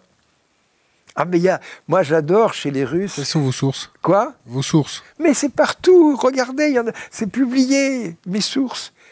Enfin bon, j'ai des articles dans mon site qui expliquent tout ça. Mais ça n'a rien de mystérieux. Je vous assure. Si ça n'a rien de mystérieux, pourquoi nous, en France, on a des torpilles toutes pourraves? Je voulais vous répondre grossièrement, c'est parce qu'on est con, c'est tout. C'est pas possible. C'est pas possible. Moi, quand j'ai fait ce truc-là sur l'histoire du cours, j'ai parlé de ces torpilles hyper véloces, ils n'ont pas réagi. Actuellement, ma vidéo d'1 heure sur les armes russes, ça a créé une panique dans les hautes sphères militaires. Il y a sans doute un chef d'état-major qui a dit « Dites-moi, cet MHD, nous avons quelque chose là-dessus ?» Ah oui, mon général, nous y travaillons. Si vous cherchez la MHD française, vous trouverez un catamaran en polystyrène avec un petit moteur à aimant au niveau du DEA, quoi. Disons que s'il y a des recherches qui sont faites, c'est carrément au niveau de ce que je faisais il y a 50 ans. Les ingénieurs militaires sont pas venus vous voir pour avoir des petites infos? Les mecs de chez MBDA avec leur centrale inertielle pour petits planeurs. Écoutez, j'ai raconté ça dans des bouquins, mais comment vous dire? Il y a une chose qui les terrifiait, c'est que, vous savez, on a cette expression anglo-saxonne, sortir le chat du sac. Hein? Vous savez que quand on sort un chat d'un sac, le rentrer après, c'est extrêmement compliqué. Il n'y a pas moyen. Donc, par conséquent, qu'est-ce que moi je proposais là-dedans? Je vous ai expliqué que quand j'avais mon espèce de générateur MHD en forme de canon, boum, j'avais fabriqué une onde de choc. Donc à ce moment-là, j'ai repris tout ça en disant, voilà, on va utiliser ça comme soufflerie supersonique, on va avoir un courant d'argon à 10 000 degrés, on va mettre un profil dedans, et puis première photo, strioscopie, on voit les ondes de choc, puis ensuite, pof, on branche, plus d'ondes de choc. Je vous assure, c'est comme ça que ça serait passé. J'ai un type que j'ai mis en thèse doctorat là-dessus, on a fait des publications. Comment il s'appelle? Bertrand Lebrun. Un gars, il est venu me trouver, il m'a dit « Oh, j'ai fait les arts et métiers, je voudrais faire une thèse avec vous. » Je lui ai dit « Écoutez, si vous voulez les emmerdements, c'est garanti. » Il m'a dit « Je m'en fous, j'ai envie de m'amuser. » Bon, il a envie de s'amuser. Donc, on a fait des trucs comme ça. Oh mon Dieu, mais on va sombrer dans l'anecdote, vous n'imaginez pas ce qu'on a connu. Donc, il a fait ce truc-là. Par exemple, à un moment, on a une publication au journal de mécanique français, de haut niveau et tout ça. Bon. Et on a fait des calculs sur ordinateur. Vous savez ce qu'on avait comme ordinateur? Le petit Macintosh ou comme ça.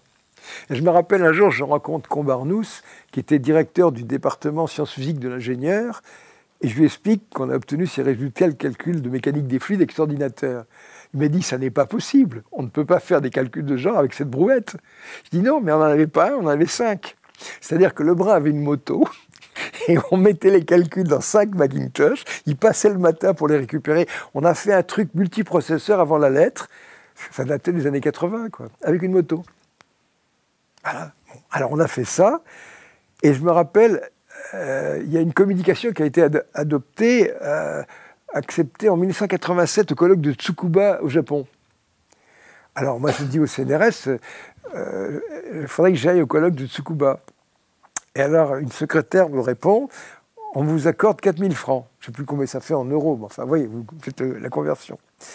Et c'était le prix du billet avion. Alors j'ai dit, c'est embêtant parce qu'il y a le billet d'avion, mais il y a aussi l'hôtel, la bouffe et tout ça, l'inscription au colloque. Ah mais monsieur, qu'est-ce que vous décidez? Alors finalement j'ai dit, écoutez, voilà, j'ai trouvé un dériveur d'occasion, je vais acheter des boîtes de ronron, en passant par le canal de Suez, en 3 mois je vais pouvoir y arriver, et je me ferai rapatrier par le consulat. Enfin, c'est absurde, donner 4000 francs pour aller à un colloque au Japon, ça n'a pas de sens. Voilà. Combien ça gagne un ex du CNRS comme vous en retraite? Je sais plus. Oh, 2000 €, quelque chose comme ça. 2000, ça doit être ça. Un peu plus de 2000 €. Ouais, pourquoi? Ah oui, bah, écoutez, c'est pas dit, vous prenez un ingénieur, vous divisez par 2. C'est ça. Le salaire du chercheur, c'est la moitié de l'ingénieur. Voilà. J'ai fait super-héros, tous mes copains, ben, un salaire double de moins. Voilà. Alors, vous voyez, le colloque de Tsukuba. Après, il y a eu le colloque de Pékin. Mais j'ai pas pu y aller. Pas d'argent. Alors, déjà. Puis alors, vous savez, il y a un truc, écoutez. J'ai un dossier CNRS qui est épais comme ça. C'est dommage, quand je suis parti à la retraite, j'aurais dû le photocopier si j'avais plus la possibilité. J'aurais fait un DVD ou un CD simplement pour que les gens puissent lire ça. Mais j'ai passé 10 ans à faire des projets à 10 briques, à 2 briques, à 1000 balles, rien. Même une année, j'ai envoyé un rapport CNRS, il n'y a pas eu d'écho. Il y avait mon personnage de BD, l'Enturlu, qui est en train de pisser dans un violon. Et j'ai mis chercheur en train de faire son rapport d'activité. Ils n'ont pas protesté. Non, parce que c'est un scandale. Je veux dire, vous iriez explorer mon dossier, c'est fou, quoi. Et même, il y a un truc, un jour, un type arrive à l'Observatoire de Marseille, et il a mon dossier CNRS. Alors, j'ai pu le consulter. Et tout d'un coup... Le nom du type? Le gars, bah, c'était un chercheur, je ne me rappelle plus, mais il était venu avec mon dossier, on lui avait demandé de faire... Pourquoi? Mais parce que chaque année, quand on doit faire un rapport sur quelqu'un, on lui passe son dossier. On a le dossier du mec, comme ça il peut regarder un peu tout ça. Et en feuilletant le dossier, je tombe sur un échange de courrier entre la section du CNRS et un chercheur étranger. Et je vois la réponse du gars et le type dit... Quelle était la question? Quoi? Quelle était la question? On n'avait pas la question, mais on avait les réponses. Hein. Et au bout du mois, j'ai peut-être pas trouvé la lettre qui posait les questions. Mais les réponses, c'était, bon, ce chercheur a travaillé dans une gamme de domaines assez vaste, comme ça. C'est vrai que j'ai fait de la topologie, retour au monde de la sphère, plein de trucs. Alors, à propos de la MHD, il disait « I don't see any strangeness in it. I can testify that this man is in normal mental condition. » Traduction, je ne vois rien d'étrange là-dedans, je peux vous assurer que ce type est dans un état mental normal. Autrement dit, qu'est-ce qu'a fait le CNRS? Un type qui veut faire disparaître le nombre de chocs, il ne doit pas être bien. Il faut demander, est-ce qu'il a un grain? Donc c'est quoi, quand vous dites il est fêlé, c'est vrai. Le CNRS a pensé que j'étais fêlé. Faire disparaître les ondes de choc, il faut être fêlé. Avoir une vitesse de la lumière numéro 2, il faut être fêlé.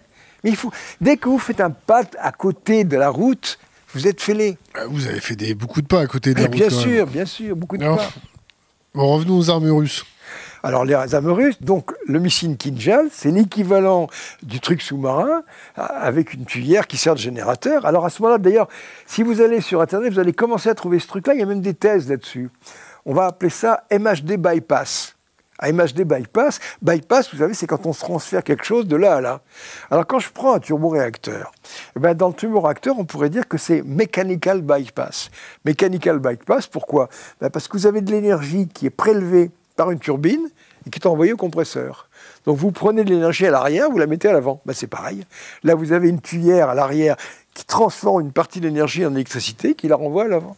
Alors on commence à voir ce thème de MHD bypass. Il bluffe Poutine ou pas? Quoi? Il bluffe Poutine ou pas? Pas du tout.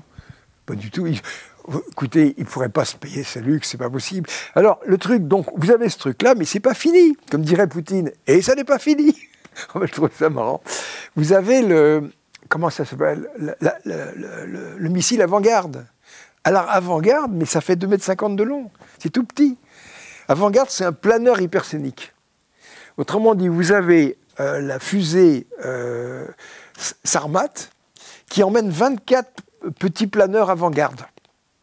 Et ces planeurs avant-garde, c'est des trucs qui sont lâchés à Mach 20 dans la haute atmosphère et qui se promènent comme ça. Et c'est pas du tout, vous voyez, on parle de missiles pilotables en phase de rentrée. Alors pilotable en phase de rentrée, un truc qui rentre dans l'atmosphère, un petit coup à droite, un petit coup à gauche, c'est juste pour s'adapter. Non, tandis que le machin avant-garde, ça fait vraiment des grands virages. Alors comment ça marche? Eh bien là, vous avez fait du planeur? Non? Oui. Hein? Alors, comment ça marche un planeur? Avec la gravité. Hein? On se sert du poids, on descend, et puis, ma foi, avec ça, on fabrique de l'énergie cinétique, puis on vole. Mais c'est pareil. Le truc se balade comme ça à Mach 20, il fabrique de l'électricité. Avec l'électricité, il peut d'une part négocier son histoire d'onde de choc en la faisant disparaître, négocier le frottement, et puis piloter. Je vous assure que les gouvernes MHD, c'est infiniment plus efficace que les gouvernes aérodynamiques. Les torpilles MHD, ça fait comme ça. C'est pour ça que dans son discours, vous noterez que Poutine, à chaque fois, il dit une grande manœuvrabilité. C'est vraiment des trucs. Mais vous savez, c'est très important. Par exemple, vous avez un truc, tout d'un coup, il y a un missile, antimissile qui vous arrive dessus. Mais le machin l'évite, c'est aucun problème. Parce que le missile qui arrive dessus, il n'est pas capable de prendre des virages comme ça. Voilà. Donc, ce petit machin, moi je sais comment ça marche. Je vais aborder ça dans cette fin de vidéo. Je vais tout expliquer. Ça va être marrant. Bon, vous avez des choses à rajouter sur les armes russes? Non, mais vous voyez que... Enfin, je ne sais pas, mais je vais encore passer pour quelqu'un de fêlé. Je dis que Poutine a raison. Mais vous savez, il y a un truc marrant. Pourquoi il a raison? Mais non, mais il y a un truc marrant, c'est Pourquoi il a raison? C'est que dans cette vidéo, j'ai numéroté mes phrases. Ça va permettre de faire d'un doublage. C'est-à-dire que, par exemple, dans cette vidéo, il y a 300 ou 400 phrases. Bon. Alors, à ce moment-là, imaginez que je veuille doubler ça en russe. Ben, je vais demander à un russe de me faire une bande audio avec phrase 47, glagloglou. Et j'aurai plus qu'à faire du coupé-collé, je ferai une version russe. Comme ça, les Russes sauront comment marche le missile. Pourquoi il a raison, Poutine? Ben, il a raison parce que il le dit très bien au départ. Les Américains sont sortis. Vous savez, le truc essentiel, c'est le 11 septembre. Le 11 septembre, ça a permis de faire n'importe quoi. Ça a permis à l'Amérique de se dire nous sommes attaqués de toutes parts. Hein, voilà, l'Iran, la Corée du Nord, etc. Donc, à ce moment-là. Il y a eu des théories un peu fumeuses sur le 11 septembre. Mais bien sûr, je suis fêlé, vous savez très bien. Donc, j'ai des théories fêlées. On ne va pas rentrer. On n'est pas là pour juger. Quoi? On n'est pas là pour juger. Bon, attendez, changeons pas de sujet. Pour le moment, on était sur Poutine. Donc Poutine sort, dit l'Amérique sort du traité ABM. Or, ce traité ABM, c'est ça qui garantissait la stratégie MAD, Mutual Assured Destruction. Le fait que cet équilibre de la terreur, on a des bombes épouvantables, ne m'attaque pas parce que moi je pourrais t'attaquer aussi. Or, si tout d'un coup l'Amérique a de quoi se protéger des missiles de l'autre, c'est fini, c'est dissymétrique. Donc, Poutine a commencé par dire il faut reprendre ce traité ABM si vous faites... Alors là où c'est merveilleux, vous trouverez facilement sur le net une vidéo où Poutine est face à un journaliste, je ne sais pas d'où il sort, et le journaliste lui dit « Comment réagissez-vous quand les gens disent que ce traité ABM est dirigé contre l'Iran ?» À ce moment-là, il y a Poutine qui répond Oh, écoutez, j'ai eu une dure journée de travail, je suis assez fatigué, mais je vais rentrer chez moi, vous m'aurez bien fait rire. Non, c'est merveilleux, quoi. Vous voyez le traité ABM, vous regardez tous les trucs. Amérique, ça enserre complètement la Russie, mais non, mais c'est comme, par exemple, dans ce traité ABM, vous avez les armes spatiales, hein, vous avez les trucs anti-satellites. Dans cette histoire-là... Les armes laser. Les armes laser, exactement. Et ça marche très bien. Même les Chinois ont fait une petite démonstration là-dessus. Et moi, je dirais que les Américains diront à Poutine, mais non, regardez ce que dit Reagan. Les armes laser, c'est pas fait contre vos satellites, c'est pour dégommer les soucoupes volantes. Vous vous rappelez le marathon de Reagan contre cette menace venue de l'espace. Vous savez, on est dans un monde complètement fou. Ouais. Alors donc, Poutine a créé de nouveau, il a recréé la monstruosité. C'est impossible à stopper. Comment voulez-vous stopper un missile sous-marin? En plus, ce truc-là, si vous allez à la Villette, vous avez vu, il y a un sous-marin qu'on peut visiter. Il a créé la monstruosité pour attaquer ou pour défendre? Peu importe. Les armes sont monstrueuses. Hein, il faut que les gens sachent que c'est monstrueux et que ce sera utilisé. C'est la fin du monde, donc on ne peut pas. Mais c'est comme ça. Vous savez, il y a un truc, j'en parle dans une de mes vidéos. Pourquoi c'est la fin du monde? C'est vraiment la fin du monde. Regardez, par exemple, entre la Première Guerre mondiale et la Deuxième Guerre mondiale, il s'est écoulé 21 ans. C'est très court. Alors que c'était la der des der. Vous savez, la Première Guerre mondiale, X millions de morts, les tranchées. Comment est-ce qu'a fait Hitler pour réussir à convaincre les Allemands de remettre ça 21 ans après? Il leur a dit, mais c'est fini, ça c'était la guerre des tranchées, moi j'ai inventé un truc, c'est le Blitzkrieg, vous allez voir, avec assez peu de paires, on va gagner, et tout ça. Il a fait un coup la Pologne, un coup la Tchécoslovaquie. C'est pas comme ça qu'il a convaincu les Allemands. Quoi? C'est pas comme ça qu'il a convaincu le peuple allemand. Bien sûr, mais il les a convaincus qu'il était supérieur, etc. Et puis après... Il a convaincu que le peuple allemand avait le couteau sous la gorge parce qu'il devait payer, qu'il y avait une crise économique... Oui, mais l'aspect militaire, ça comptait beaucoup, un truc comme ça. Nous allons gagner notre espace vital, nous avons raison, nous allons faire valoir les droits du peuple allemand, le peuple allemand qui était là pour dominer le monde, pour contrôler le reste de la planète. Alors les Anglais ne se sont pas laissés faire. Ça a été un petit peu embêtant. Puis après, il s'est retourné vers la Russie, la catastrophe. Vous connaissez l'histoire. Et quand il était au fond de son bunker à Berlin, il aurait pu dire, vous savez, je me suis trompé. Finalement, le Blitzkrieg, ce n'était pas une bonne idée. Ah oui. Voilà. Et là, maintenant, vous avez encore des gens qui sont là avec leur traité ABM. On dit, mais quand est-ce qu'ils arrêteront leurs conneries? Comment on fait pour bousculer le milieu scientifique français? Comment je fais? Pour bousculer le milieu scientifique français. Mais vous savez, dès qu'on prononce un mot Qu'est-ce qu'il faut faire? Qu'est-ce qu'il faut faire pour bousculer le milieu scientifique français? Premièrement, il n'y a pas que la France. Hein. On va rester sur la France, là. D'accord, parce que moi, je travaille avec deux matheux. Il y en a un qui est belge et l'autre qui est canadien, hein, carrément. Et puis, les échanges sont étroits. On a des projets vachement intéressants. On en parlera tout à l'heure. Donc, les Français, ma foi, est-ce que c'est vraiment pas de la perte de temps d'essayer de faire travailler des Français? Je ne sais pas, moi. Ça bouge pas, la France. Elle n'est pas en marche? Non, elle n'est pas en marche du tout. Là, franchement, ça me fait rigoler. Non. Vous avez même prenez un type comme Villani. Il nous a expliqué... Qu'on a reçu. Quoi? Qu'on a reçu. Oui, que vous avez reçu. Vous l'avez entendu dire, par exemple, que l'enfouissement des déchets, c'est la moins mauvaise des solutions. Il n'y connaît rien. Non, mais on est dans un monde de blabla. En marche, c'est le blabla. Pourquoi c'est pas la meilleure solution, l'enfouissement? Parce que c'est pas une solution du tout. Il faut arrêter le nucléaire. Écoutez, on fera une émission là-dessus. Qu'est-ce qu'on fait? On fera une émission si on le décide. Qu'est-ce qu'on fait avec les déchets nucléaires? Pour le moment, on les laisse en place, parce qu'on ne sait pas quoi en foutre. C'est une catastrophe. Hein, on a un réacteur nucléaire, on ne sait pas comment le démanteler. On met une clôture au-dessus, puis on le laisse sur place. C'est effrayant. Qu'est-ce que vous voulez qu'on en foute de ces trucs-là? Surtout pas refabriquer de nouveaux trucs. Il y a une chose qui est extraordinaire. Vous avez vu, il y a eu une émission, je crois que c'est sur la 5, sur l'EPR, qui a fait un grand bruit, parce qu'on a expliqué que l'EPR, on est en train de monter une cuve qui ne correspond pas aux normes de résistance. C'est passé de 3 milliards à... Il y a eu 7 milliards de dépassements. L'EPR est opérationnel en Chine, là. Mais oui, mais la question qu'on n'a pas soulevée, qu'est-ce que c'est qu'un EPR? Vous le savez? Je vais vous le dire. L'EPR, c'est le premier réacteur qui peut marcher au plutonium. Donc recycler le plutonium militaire. Regardez, nous avons fait une usine qui s'appelle l'usine de La Hague. Et l'usine de La Hague, on dit, amenez-nous vos corps de réacteurs. Ils arrivent avec des wagons protégés. Et à ce moment-là, les Français conditionnent tout ça, renvoient les déchets et on garde le plutonium. Alors on est milliardaire en plutonium, on a je ne sais pas combien, 60 tonnes de plutonium, c'est formidable. Et à ce moment-là, les énarques, les politiciens diront, vous comprenez maintenant, nous avons une ressource énergétique, nous sommes indépendants vis-à-vis de l'uranium, formidable. Mais c'est affreusement dangereux le plutonium. Vous savez qu'il a une durée de vie de 24 000 ans. Si un jour on a un accident nucléaire avec du plutonium, c'est l'horreur absolue. C'est l'irresponsabilité totale. On en fait quoi les déchets ? Mais on les laisse en place pour le moment, on ne sait pas quoi en foutre. Donc l'enfouissement, non. L'enfouissement, c'est catastrophique. Par exemple, qu'est-ce qu'ils ont fait dans l'enfouissement ? Ils ont cherché un filon d'argile. Un filon d'argile.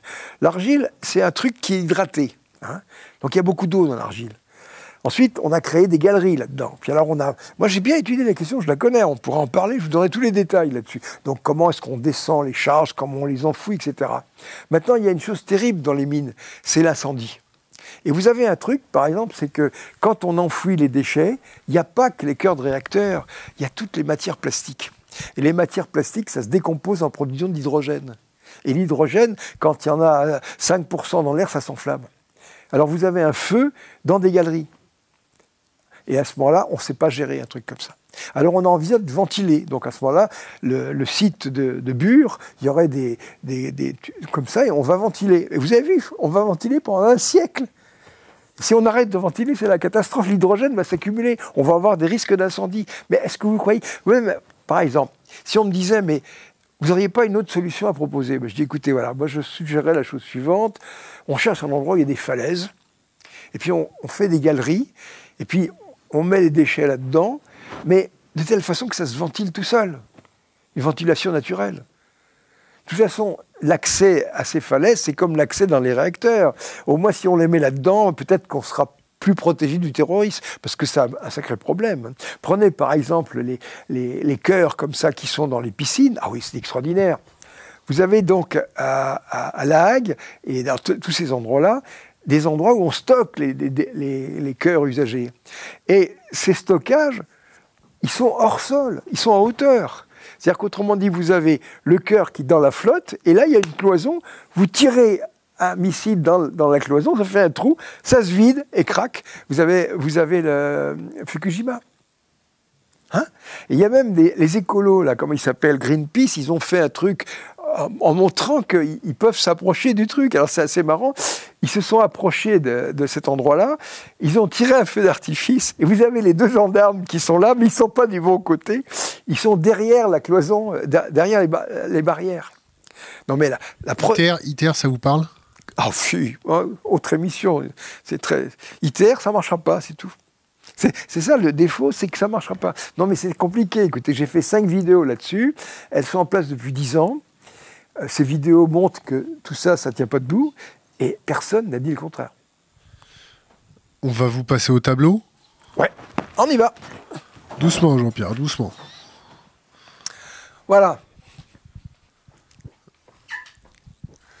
Alors. Je vous laisse. Bon. Alors ici, j'ai mis un Qu'est-ce que vous allez nous présenter ? Mes travaux d'astrophysique et de cosmologie. Alors, ces travaux d'astrophysique et de cosmologie, je vous dis, il y a une date, il y a 3-4 jours, 5e papier dans Astrophysique and Space Science, un très beau coup au but, avec toutes les confirmations observationnelles qu'on a pu obtenir. Alors, là-dedans, quelles sont les grandes lignes de ce modèle Janus ? Je vais essayer d'expliquer ça, c'est pas très commode.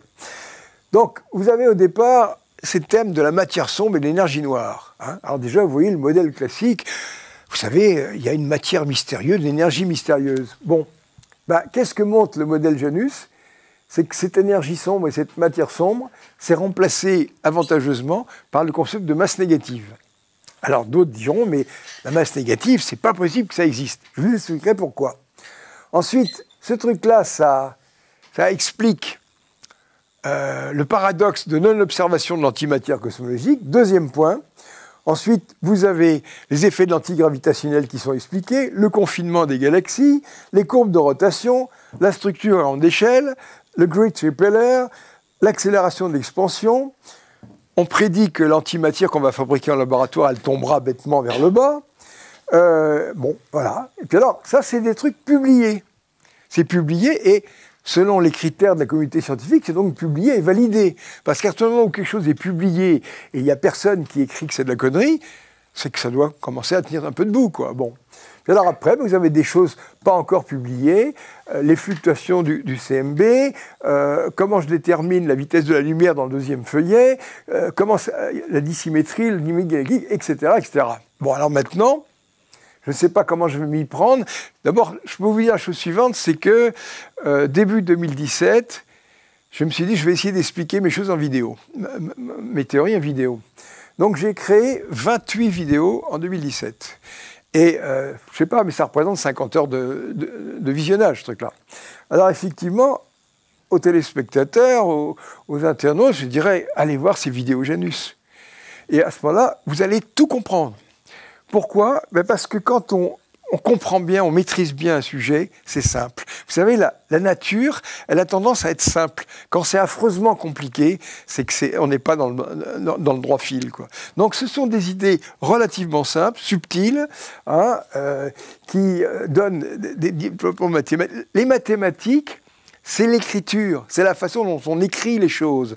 Et c'est pas parce que c'est écrit de façon compliquée que ça marche. Il faut que les idées de base soient solides. Donc là-dedans, les gens trouveront une présentation didactique, vulgarisée, à coups d'images. Finalement, je me suis dit, tiens, si je prenais les ingénieurs, si je prenais les étudiants, si je prenais la première année de licence de physique et de maths, ça correspond à ce qu'on appelle le niveau maths sup. Il faut savoir la trigonométrie, qu'est-ce que c'est qu'une dérivée première, seconde, une équation différentielle, un logarithme. Vous voyez, un petit outillage comme ça fait un peu penser à ce qu'on trouve dans un magasin de bricolage. Vous voyez, le tournevis, la perceuse, etc.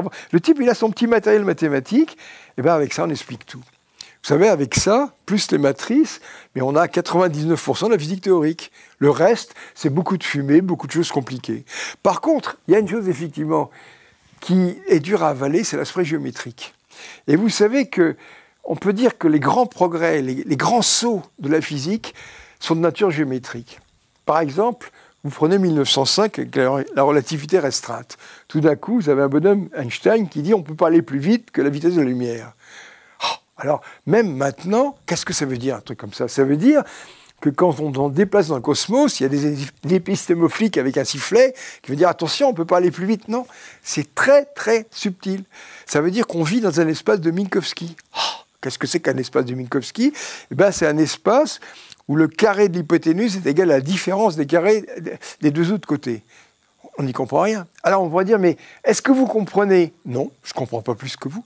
Je ne suis pas câblé pour. Cet espace de Minkowski, j'en ai pas l'intuition physique. D'ailleurs, vous savez, quand vous avez passé Étienne Klein la dernière fois, moi j'ai trouvé que c'était intéressant parce qu'il a situé justement cette espèce de dialogue entre le matériel scientifique et ce que les gens pensent.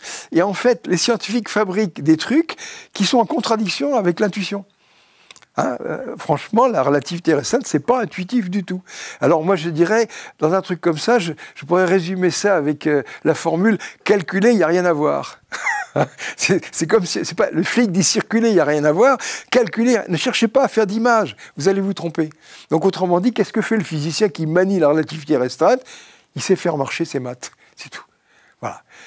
Et alors après, vous avez la relativité générale, c'est pas commode non plus. Et après, donc ce que j'ai dû imaginer pour rendre compte de cette histoire de masse positive et de masse négative, il y a un saut géométrique là-dedans. Alors j'ai essayé de donner une image, mais vous savez, les images, elles sont fausses. C'est comme la relativité restreinte, en disant je peux bien vous donner des images, mais ça va vous donner une petite idée des choses, mais c'est pas vraiment comme ça que ça se passe. Je crois que l'image, peut-être la moins fausse, ce serait de dire l'univers de la relativité générale, c'est une hypersurface. Eh bien, cette hypersurface, considérons qu'elle a un endroit et un envers. Alors, effectivement, quand vous prenez en mathématiques, pour nous, une surface, c'est à 2 dimensions. Mais pour un mathématicien, il y a des hypersurfaces à 3 dimensions, à 4, à 5, à 19. Bon, cette notion d'endroit et envers, elle marche à des nombres de dimensions supplémentaires. Donc là-dedans, vous avez un univers avec, on pourrait dire, un endroit et un envers. Alors effectivement, imaginez que quand vous vous déplacez pour un point A à un point B, en partant de là, j'ai une certaine dimension, une certaine longueur. Mais en allant en dessous, la façon de mesurer n'est pas la même. Le mètre à ruban n'est pas le même. D'un côté, on aura des graduations très serrées, ce qui fait que ça va représenter une distance de temps, et dans l'autre, c'est plus court. Alors effectivement, la science-fiction représente ça avec des courbures, des trous de verre. Non, non, c'est pas comme ça que ça fonctionne. Alors maintenant, je crois qu'il faut aborder une question essentielle. Pourquoi est-ce que les gens disent les masses négatives, ça ne peut pas exister? Alors, l'été dernier, au mois d'août, je suis allé à un colloque de cosmologie à Paris, le colloque Cosmo 17. J'ai pu y aller grâce aux sous que m'ont passé les internautes. Je suis allé aussi à Francfort grâce aux sous que m'ont parlé les internautes, parce que j'ai jamais eu un sou de crédit. Je veux dire, la grande fierté du CNRS, c'est de m'avoir privé de crédit pendant 40 ans. Formidable. Bon, voilà. À un moment, j'ai dit, écoutez, j'aimerais bien aller à des colloques. Les gens m'ont envoyé de l'argent. Formidable. Bon. Alors, je suis allé à ce colloque en 2017. J'ai eu une communication qui a été présentée sous forme d'un poster. Et puis, ma foi, j'ai essayé de parler un peu avec des gens. Je me rappelle, il y avait un prix Nobel. Je ne sais plus comment il s'appelle, j'ai oublié son nom. Je me suis dit, il faut que j'essaie de quoi c'est ce type. Alors, en fin de séance, je le branche, j'essaie de lui expliquer ce truc-là. Ce type, il va vers la cafétéria, il se retourne même pas. Il me dit simplement, les masses négatives, on a montré que ça marchait pas à cause de l'effet Runaway. Je dis oui, mais moi j'ai un contexte géométrique différent. Il s'est fait un café, il est parti, il a même pas tourné la tête. Donc pour vous dire une chose, c'est que les masses négatives, le type qui fait ça, c'est un crackpot, c'est un pété, c'est un fêlé. Voilà, comme vous disiez, c'est un fêlé. Ah. Alors, pourquoi? Eh bien parce que vous avez un cosmologiste en 1957 qui s'appelle Hermann Bondi. Alors la cosmologie, c'est l'équation d'Einstein. Là, vous l'avez là-haut. Hein, voilà. Donc pour le moment, c'est ça, la cosmologie. On n'a rien trouvé d'autre. Alors Hermann Bondi se dit, qu'est-ce qui se passe si j'essaye de mettre des masses négatives là-dedans? Alors mettre des masses négatives, qu'est-ce que c'est que cette équation-là? Comment elle fonctionne? Ben là, vous avez un second membre qui représente la contenu d'énergie-matière. Là, je mets des masses positives. Et puis ça, c'est comment une autre masse positive va se comporter. Hein, là, j'ai le champ, et là, j'ai la petite particule témoin. Alors, telle qu'elle est fichue, cette équation-là, ça signifie que la masse positive et la masse négative va se comporter de la même façon. Autrement dit, si je mets une masse positive, elle attire à la fois les masses positives et les masses négatives. Si je prends une masse négative, elle va les repousser. Donc, à ce moment-là, on a le paradoxe suivant. Je prends deux masses, une positive et une négative. Eh bien, la masse positive fout le camp poursuivie par la masse négative. C'est magnifique. Et alors, en plus, elle fout le camp avec une vitesse uniformément accélérée. Et l'énergie se conserve, le 1,5 de mv2, puisque la masse est négative. Donc, on ne peut pas faire de physique, un truc comme ça. Et Bondi montre ça en 57, tout le monde conclut, donc c'est pas possible. Voilà. Et ça fait 60 ans que ça dure. Alors, la démarche consiste à dire, mais comment peut-on considérer que des particules de masse positive et négative réagissent de la même façon quand elles sont dans un champ de gravité? Il n'y a pas de raison. Alors si elles ne réagissent pas de la même façon, c'est qu'alors elles correspondent à des métriques différentes. Et s'il y a deux métriques, alors il y a deux équations de champ couplées. Et ça, c'est les équations JPP. Ça, c'est des travaux qui commencent en 1994. Bon, tout est basé là-dedans. Et là-dedans, il y a tout ce qu'il faut. Il y a une dérivation lagrangienne, etc. Bon, moi, j'incite les gens à aller regarder mes vidéos parce que en quelques phrases comme ça, on ne peut pas expliquer tout ça. Mais ça marche très bien. Alors, à ce moment-là, la question qu'on pourrait se dire, oui, mais qu'est-ce que vous faites des vérifications locales dans la relativité générale? Bien, quand on regarde ces équations-là, elles vous sécrètent les lois d'interaction. Par exemple, quand on prend l'équation d'Einstein, elle contient la loi de Newton, la loi en 1 sur R2. Ça ne se voit pas, hein. C'est pas facile à montrer. Mais enfin, tous les spécialistes savent, la loi de Newton est là-dedans. Maintenant, ici, on a deux lois de Newton. On a Newton et anti-Newton. C'est-à-dire que vous avez les masses positives s'attirent suivant la loi de Newton, les masses négatives s'attirent selon la loi de Newton, et les masses de signes opposés se repoussent. Alors, qu'est-ce que c'est que ce paradoxe Runaway? Eh bien, à ce moment-là, j'aurai ici une particule négative, ici une particule positive, et c'est ça. Voilà. Et les particules négatives se repoussent. Ça, c'est le modèle Einstein. Et alors, le modèle Janus, c'est pas pareil. Là, elle se repousse. Et là, elle s'attire. Donc, la loi est changée. Et à ce point-là, déjà, vous avez un principe qui est le principe d'action-réaction. Quand A agit sur B, B agit sur A. Bon, ça viole, le modèle Einstein viole le principe d'action-réaction. Là, il est reconstitué. Donc c'est un truc un peu plus sain. Donc vous avez un truc à ce moment-là où les masses de signes opposés s'excluent mutuellement. Alors ça veut dire que là où il y a des masses positives, on se débarrasse des masses négatives. Exemple, le système solaire. Est-ce qu'il y a des masses négatives dans le système solaire? Il y en a très très peu. Donc autrement dit, si il y a très peu de masses négatives, ça signifie que ce terme qui se trouve là, je l'enlève. Vous avez l'équation d'Einstein, comme ça, l'équation R plus mu nu moins 1,5 de R plus J plus mu nu. Et puis il reste juste qui T plus mu nu. Ben, qu'est-ce que c'est ça? C'est l'équation d'Einstein. Autrement dit, le modèle Janus vérifie toutes les observations locales. Sympathique. Bon. Alors ensuite, qu'est-ce qu'on peut tirer d'un truc comme ça? Eh bien, l'accélération de l'univers. Vous le trouvez dans le papier qu'on a publié avec D'Agostini. C'est D'Agostini qui s'est tapé, c'est un type avec qui je travaille depuis 20 ans, c'est lui qui s'est tapé ce développement, et, et ça marche vachement bien. Vous avez une courbe comme ça, avec les points expérimentaux, punaise, ça marche vachement bien. Donc, explication de l'accélération de l'univers. Bon, ensuite, vous avez donc un phénomène qui s'appelle l'effet de l'antigravitationnel inverse. Ça rend compte. Je dirais que pour le modèle Janus, on pourrait dire quel est l'aspect observationnel dont Janus ne rend pas compte. C'est une prétention, ça, j'assure. Ça rencontre des trucs classiques, et ensuite, il n'y a pas de contradiction avec l'observation. Ça prouve que c'est plus proche de la nature que le modèle einsteinien. Alors, pour vendre ça, c'est terrible. Comment vous vous rendez compte, quand j'ai voulu faire un papier comme ça, je m'y suis pris en 2013. Je me suis dit, bon, je vais reprendre une campagne de publication. Alors, je vous citais tout à l'heure, 1994, le premier système d'équations couplées que j'avais publié. 48 essais. 48 essais, ça m'a pris 4 ans. Parce qu'à l'époque, c'était des envois postaux. Alors, on envoie une revue, on demande 48 essais. Finalement, c'est passé dans le Nuevo Cimento. Bon, là, je me suis dit en 2013, je réessaye. 50 essais. Ça va plus vite à cause de la messagerie électronique. Mais vous avez par exemple une revue qui s'appelle Astronomy and Astrophysics, parce que quand vous avez les échanges de mails, vous avez les heures. Et vous voyez le moment où le type a renvoyé l'article. 5 minutes. C'est-à-dire que vous envoyez le truc, le type reçoit, tac, il renvoie. 5 minutes. Donc, les articles ne sont ni lus ni compris.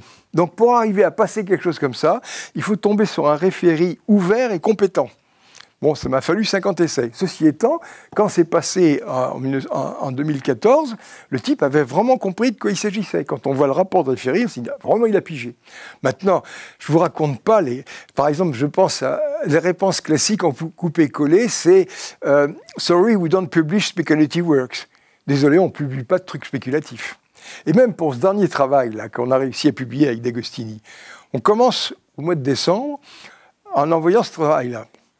Réponse, vous savez, la revue ne publie plus ce genre de délire technologique, ce genre de divagation, quoi, du truc spéculatif. Moi, j'avoue que j'étais en colère. J'ai écrit... Qu'est-ce qui se passe? On va pas te casser la gueule dans les pieds du tableau. Oui, non, ça marche. Oui, alors, le truc, c'est que j'avoue que ça m'a pris la tête. J'ai écrit, mais qu'est-ce qu'il vous faut de plus, nom de Dieu? Regardez les applications observationnelles, il y a ça, il y a ça, il y a ça, il y a ça. J'ai vraiment écrit ça à la serpe. Je m'attendais à me faire virer. Non, il a soumis le référé, c'est passé. Il a fallu dire aux gens, mais regardez, lisez. J'ai dit, mais vos référés, ils lisent pas l'article. Ils n'ont pas vu ça, sans blague. Ils ont juste vu Jean-Pierre Petit. Ah oui, non, mais pour astronomie et astrophysique, c'est if Jean-Pierre Petit, then out. Hein. Vraiment, il y a vraiment des revues, pof, virées. Mais c'est pas toujours le cas. Alors, effectivement, il faut être lu et compris. Pierre Santuy, quand on dit lu et compris, vous dites, écoutez, voilà. Il est bien gentil, le petit père Einstein, avec son équation, mais maintenant, il faut en prendre 2. Alors, l'équation d'Einstein, c'est une des 2, vous voyez. Hein, voilà. Puis alors, Newton, il y a Newton, anti-Newton. Le type, il commence à voir ça, il dit, mon nom de Dieu. Mais Janus, c'est pas une idée, c'est 6 ou 7 idées qui vont ensemble. Par exemple, en 88, j'ai publié un travail qui expliquait l'homogénéité de l'univers primitif. Comment? Avec un modèle à vitesse de la lumière variable. C'est le premier. Hein. C'est passé à Modern Physics Letters. D'ailleurs, le truc, c'est que, anecdote, comment j'ai réussi à publier un truc pareil? Bon, vous savez que j'ai travaillé avec deux grands mathématiciens. Le premier, c'est Jean-Marie Surieux, qui est décédé en 2012. Et le second, c'est Grothendieck, hein, le médaille fil de maths. Bon, j'étais assez pote avec lui. J'ai jamais parlé de ces échanges parce qu'il voulait qu'on lui foute la paix, quoi. Bon, voilà. Mais enfin, j'avais cet échange avec lui. Et alors, ma foi, j'ai échangé beaucoup avec Surieux. J'ai appris énormément avec lui. Et à un moment, voilà. Dans les textes espagnols, je vois, vous gagnerez beaucoup à penser que la vitesse de lumière était variable dans le passé. Hein ? Quelle année, ça, vos copains extraterrestres qui vous ont envoyé ça ? 76, 77, voilà, ouais. Alors... Vous avez des preuves de ça ? Écoutez, il y a des vidéos où j'en parle, et les vidéos, elles sont datées, hein, voilà. Des preuves. Vous voulez dire que j'aurais inventé cette histoire rétroactivement ? Il y a même un moment où j'ai dit, écoutez, voilà, j'ai telle idée, j'ai pas encore réussi à en faire quelque chose, mais je prends date. Donc voilà. Donc autrement dit, il y a ces textes comme ça, et vitesse de la lumière variable. Bon, à ce moment-là, pourquoi une vitesse de la lumière variable ? Ça, on peut en parler parce que c'est relativement facile à comprendre. Alors, vous avez un truc, c'est que quand vous représentez l'expansion de l'univers, comme ça, vous vous rappelez, on a une courbe comme ça. Alors, appelons ça grand R, c'est la dimension caractéristique de l'univers, c'est le rayon du ballon qui se gonfle. Puis alors là, vous avez une droite qui est CT. C'est l'expansion d'une bulle à la vitesse de la lumière. Donc, autrement dit, si je représente ici le portrait de l'univers, j'aurai des particules comme ça, et cette bulle qui a comme rayon CT, c'est ce qu'on appelle l'horizon cosmologique. Et ici, l'horizon est plus petit que la distance entre les particules. Et après, cet horizon croît comme ça, vous voyez ? Et puis il y a un moment où les particules sont comme ça, et l'horizon se chevauche, donc elles communiquent. Alors quand on a constaté en 88 que l'univers était homogène, ça impliquait que les particules aient échangé de l'énergie les unes avec les autres. C'est un peu comme si vous arrivez dans un pays, tout le monde parle la même langue, et les gens n'ont jamais échangé un mot. Hein ? C'est ça. Pour arriver à une uniformisation, par exemple, si on parle tous le français, c'est qu'on a quand même parlé français entre nous. Si on pouvait dire, les gens ont complètement isolé. Bon. Alors, dans cette histoire-là, on appelle ça le paradoxe de l'horizon. Et un paradoxe qu'on peut résoudre si on se dit, la vitesse de la lumière, je vais la mettre en rouge comme ça sur le graphique, je vais prendre une vitesse de la lumière qui fait ça. Alors à ce moment-là, elle va croître beaucoup plus au début. Donc j'aurai peut-être un horizon cosmologique qui va faire quelque chose comme ça. Alors moi, je commence en me disant, voilà, je vais prendre C qui varie en A sur R. Puis je commence à des calculs à ne plus finir. Ça ne marchait pas. Alors je vais en Espagne, et je dis à mes Espagnols, ouais, j'ai essayé ça en A sur R, ça ne marche pas. Non, ils me disent, on leur a demandé au téléphone, c'est 1 sur racine de R. Est-ce que vous aviez des contacts avec eux au téléphone ? Avec les Espagnols qui avaient des contacts avec eux au téléphone. C'était qui ces Espagnols ? Quoi ? C'était qui ces Espagnols ? Des gens qui ont eu des contacts téléphoniques. Comment ils s'appellent ? Quoi ? Celui-là, il s'appelait Dominguez. Les autres, c'était Fariols. Les autres, c'était... Mais vous savez, il y a toute une histoire. Lisez les bouquins, informez-vous. C'est du Spielberg. Donc voilà, 1 sur racine de R. Moi, je reviens avec ce truc-là. Ça résout le problème. Voilà. Bon, alors, donc, j'ai sorti un modèle de cosmos à vitesse de la lumière variable. Et je rencontre Jean Audouze au sport d'hiver. Et Audouze était à l'époque conseiller de Mitterrand, je me rappelle. Puis il était directeur de Modern Physics Letters A pour la France. Alors je parle à Audouze, je dis voilà, j'ai un travail qu'il faudrait que je publie, mais un truc avec la vitesse de la lumière variable. Et à l'époque, personne n'avait jamais envisagé un truc pareil. Historiquement, en 88, personne. Alors il me dit, qu'en pense Surieux ? Il trouve que c'est pas idiot. Il me dit, écoute, si Surieux est d'accord, je le publie. Donc je suis rentré, on s'est plongé dans mon boulot pendant des mois avec Surieux, et Surieux a fini par écrire à Audouze, ça tient debout, et c'est passé. Sinon, ce ne serait jamais passé. Sans blague. Alors après, il y a eu d'autres tentatives, mais mon travail de 88 est beaucoup plus avancé que le travail de Magueijo et de Moffat, par exemple. Pourquoi ? Alors c'est vrai que quand on se dit, je vais faire la vitesse de la lumière, alors vous avez la constante de gravité, vous avez la charge électrique, vous avez la masse, vous avez la constante de Planck, enfin, etc. Bon, eh bien, si on se met à faire varier un de ces paramètres, il y a forcément quelque chose qui déconne. Hein. Les atomes peuvent se former, les galaxies tournent par rond, etc.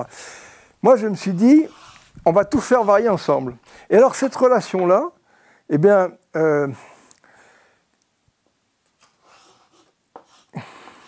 finalement, c'est l'invariance du rapport entre la constante de gravité et le carré de la vitesse de la lumière. Donc, le premier fil conducteur, on va prendre ça constant. Ensuite, les autres fils conducteurs, c'est quoi? Je me suis dit, quelles sont les variations conjointes des constantes qui maintiennent, qui laissent invariantes les équations de la physique? Alors, l'équation de la physique, équation de Boltzmann, équation de Champ, équation d'Einstein, équation de Schrödinger, tout. Donc, quelles sont les équations qui laissent les équations invariantes? Eh bien, il n'y a qu'une seule relation de choses là-dedans. Et c'est ce que j'ai publié en 88 et après en 95. Donc, ça fonctionne. Maintenant, quand je suis allé au colloque de Paris, à un moment, j'ai essayé d'aborder cette question en salle. Il y a un Canadien qui me dit, écoutez, allez discuter ça avec un étudiant, il a fait aussi des trucs. Non, non, ici on parle de supercordes, on parle de choses sérieuses, quoi, ces trucs. Pour les scientifiques, ce modèle à constante variable, c'est du pipeau. Alors que ça résout ce problème. Bon, voilà. Alors, vous voyez, arriver à faire passer tout ça, cet univers avec un endroit et un envers, dans lequel l'équation d'Einstein n'est qu'une des deux équations. Ensuite, quand on remonte dans le passé, les constantes dérivent. Alors, c'est assez marrant parce que quand vous remontez dans le passé comme ça, si ça maintient invariantes les équations de la physique, alors un physicien dirait, et comment je fais pour mettre ça en évidence, hein? Et oui, puisque c'est comme mesurer une table en fer avec une règle en fer, et la table et la règle se dilatent de la même façon. Ben, la seule façon, c'est l'homogénéité cosmique, c'est ça le signe. Et vous savez, puisque Étienne Klein en a parlé lorsque vous l'avez interviewé, quelle est la thèse officielle? C'est l'inflation. Et l'inflation, vous avez vu que l'idée, c'est que l'univers se détend d'un facteur 10 puissance 50 pendant 10 mois 35 secondes. C'est pas mal. Et pourquoi? Ah, pourquoi? C'est grâce à un champ. Un champ de quoi? Ben, ce champ, c'est un champ d'inflatons. Qu'est-ce que c'est qu'un inflaton? Eh bien, on ne sait pas. C'est ce qui permet l'univers de se dilater. C'est extraordinaire. Hein, c'est ça. Et ça, depuis 88, c'est la seule idée que les scientifiques ont en main. Par exemple, vous voyez, pourquoi la matière sombre? Il faut bien expliquer ça. Ça existe pour telle raison. Mais pourquoi l'inflaton et l'inflation? Parce que ça explique l'univers. Et moi, quand j'ai sorti ça en 88, mais c'est passé totalement inaperçu. Il a fallu que je puisse aller dans des congrès, que je puisse expliquer ça. C'est vrai. Moi, je suis allé à des congrès, vous savez, je suis allé à mes frais. Je suis allé à un congrès des MHD en 83 à Moscou. J'avais trouvé une chambre à 1500 francs, avec le petit déjeuner. Alors, je m'étais payé ça avec mes sous, le voyage, la chambre, puis je me disais, je vais trouver un moyen de saucissonner entre midi et 2. Pas du tout. On allait dans une université, comme je n'avais pas de ticket, j'ai passé tout le colloque en mangeant des croissants du matin. Le matin, je remplissais mon sac de viennoiserie. À midi et soir, je bouffais des viennoiseries. Parce qu'à l'époque, c'était la guerre froide. On n'allait pas manger dans un restaurant, ça n'existait pas. Je me suis dit, j'arrête, je ne recommencerai plus. Non, mais franchement, avoir dû faire une chose pareille, c'est pas possible. Alors, les colloques de Cosmo, je ne suis jamais allé, c'est tout, l'astrophysique. Alors, après, quand vous avez les gens qui disent, mais quelle est la réaction de la communauté scientifique? Mais la communauté scientifique, il faut pouvoir aller la trouver, il faut pouvoir parler dans les colloques. Et si vous ne pouvez pas vous déplacer, c'est foutu. Vous pouvez pas vous déplacer ou ils veulent pas de vous? Et vous savez combien ça coûte un colloque? 500 € d'inscription. Hein, vous allez par exemple à un colloque en Allemagne, 3 000 € ça vous coûte. Le voyage, l'hôtel, l'inscription. Okay, vous allez aux États-Unis, 5 000. Vous avez 5 000 € comme ça claqués pour aller aux US? Sans blague. Hein? Non, je m'excuse, je n'ai pas. Rappelez-moi votre retraite. 2 000. Voilà. Oui, voilà, donc maintenant, je crois que si je dis à des gens j'ai envie d'aller à tel colloque, les internautes m'envoient des sous et j'y vais. Bon, revenez vous asseoir. Vous avez fini avec le tableau là? Oh non, parce que je pourrais vous parler de tout ce qu'on est en train de faire, comment on va déterminer l'origine des fluctuations du cosmic background, comment on détermine le fait que la vitesse de la lumière est 10 fois plus élevée dans ce versant d'univers, d'où vient cette dissymétrie, la dynamique galactique. Mais alors là, ça m'intéresse beaucoup. Vous savez, il y a quelque chose qui s'appelle la théorie quantique des champs. C'est dommage, j'espère que Étienne Klein acceptera de parler avec moi, parce que là, vraiment, Ça ne me paraît pas gagné, mais enfin bon. Alors, si vous lisez un livre qui s'appelle The Quantum Theory of Field, la théorie quantique des champs, c'est le gars qui écrit ça, c'est Steven Weinberg. Hein. Steven Weinberg, c'est prix Nobel de physique. Bon. Alors, quand vous regardez son bouquin, page 76, vous voyez des opérations d'inversion de temps. Ça s'appelle opérateur d'inversion d'espace et de temps. Et on voit, si on inverse le temps, ça inverse l'énergie. Donc ça inverse la masse. Et à ce moment-là, comme ce n'est pas possible, on va bricoler l'opérateur pour qu'il évite ce saut-là. Et la phrase de Weinberg, c'est vraiment le mot dramatique, et puis we're obliged, on est obligé. Donc on va prendre l'opérateur T de la mécanique quantique et on va le prendre antilinéaire et anti-unitaire pour qu'il n'inverse pas l'énergie.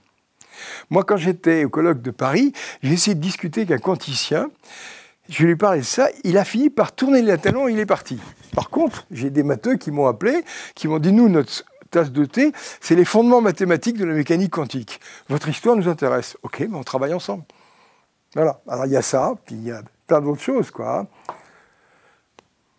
Bon, vous voulez que je me rasseye, alors je me rassieds.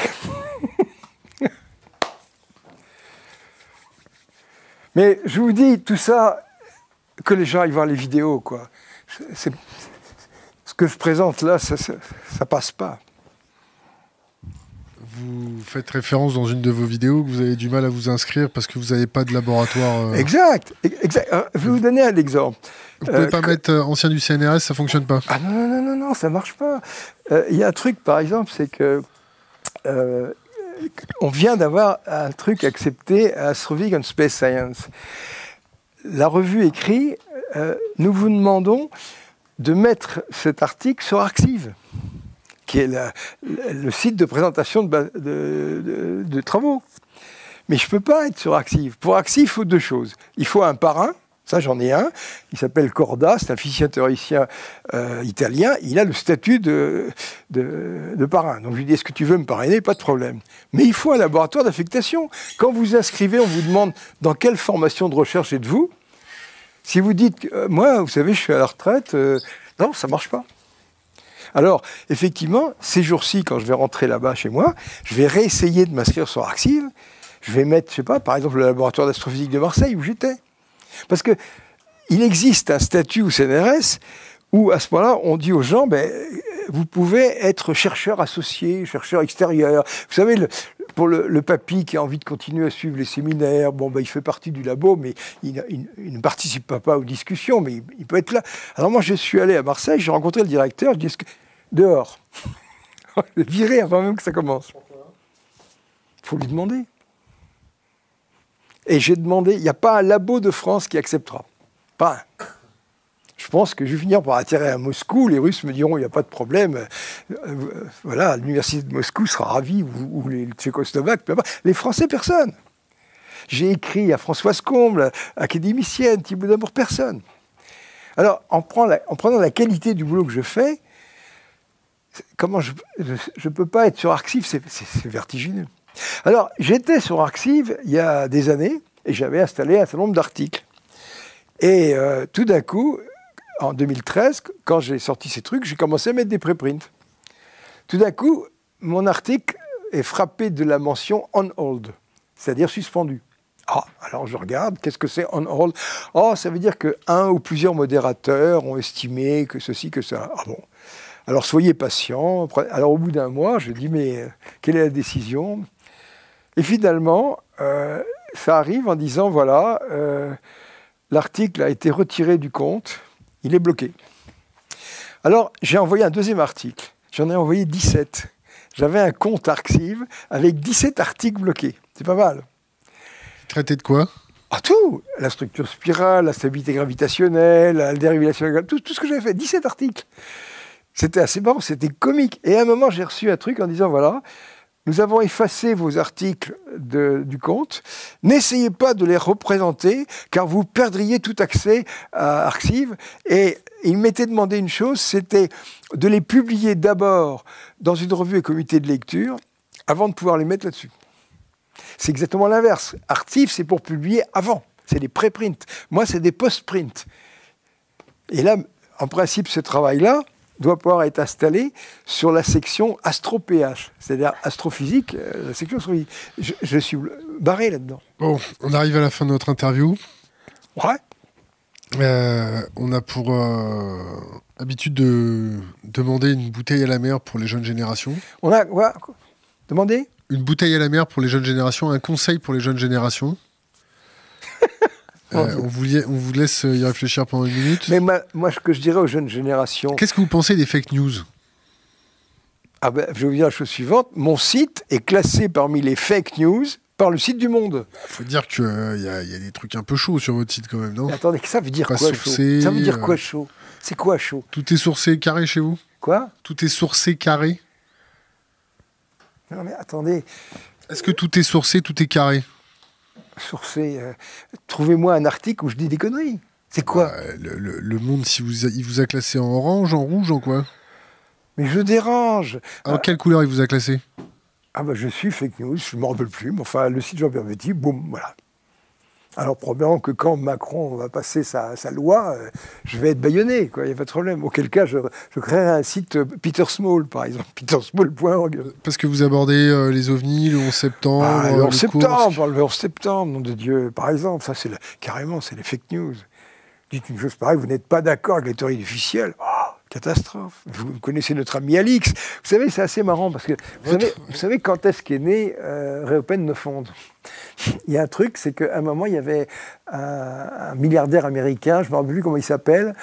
Il avait été sensibilisé par cette histoire-là. Il avait financé un colloque au Waldorf Astoria et il avait financé.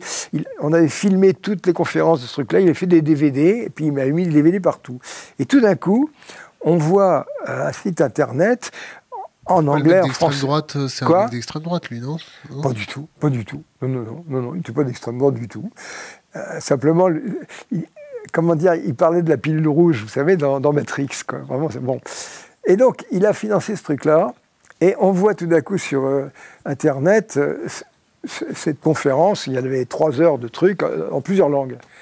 Et moi, je dis aux internautes, dépêchez-vous de sauver ce truc-là, moi, je ne sais pas le faire. Et effectivement, Alix l'a fait. Et 48 heures après, Maxi, tous les sites étaient out. Mais il y a 2-3 sites qui ils avaient sauvé la version française et la version anglaise, mais il y avait du japonais, il y avait plusieurs langues comme ça. Et c'est comme ça que c'est parti. Revenons à nos moutons. Le conseil pour les jeunes générations ? Les conseils des jeunes générations, c'est... comment dire ? Ayez confiance dans le fait que nous sommes à la veille de découvertes fantastiques. N'écoutez pas les gens qui ronronnent dans des conneries, quoi. On est là en train de vous dire, vous savez, on va bientôt savoir de quoi est fait la matière sombre, bientôt savoir de quoi fait l'énergie noire, mais bientôt savoir comment fonctionne le supercorps. Non, il y a des pans de la science qui sont des conneries. Et franchement, mais il faut avoir du culot, nom de Dieu. Vous savez, moi, je dirais, qu'est-ce que je suis ? Je suis un saventurier. Vous savez, dans ma vie, j'ai fait... Savant fêlé ? Oui, non, savant... Non, c'est vous qui ressentez ce truc, un savant fêlé. Un saventurier. Regardez, par exemple, moi, je me suis intéressé à l'égyptologie. J'ai trouvé comment marchait la coudée égyptienne, que c'est finalement un truc qui fonctionne comme un calculateur. J'ai publié ça dans une revue d'égyptologie. Ouais. Et puis, il y a des trucs, j'ai compris comment marchaient les bateaux égyptiens. Je vais en construire un, je vais naviguer avec. Mais il faut faire les choses, nom de Dieu. Vous vous rappelez Thor Heyerdahl qui a traversé le Pacifique avec son radeau ? Voilà la recherche. C'est ça. Faites les choses, nom de Dieu. Jean-Pierre Petit, merci. On demande à notre communauté de bien travailler sur notre plateforme de fact-checking, du moins la plateforme de fact-checking Capitaine Fact. Merci d'être venu. Mais prochaine fois, le nucléaire, tout ce que vous voulez. Là, je ne sais pas s'il y aura une prochaine fois. Est-ce que vous allez vous faire allumer, quoi, c'est ça ? Coupé.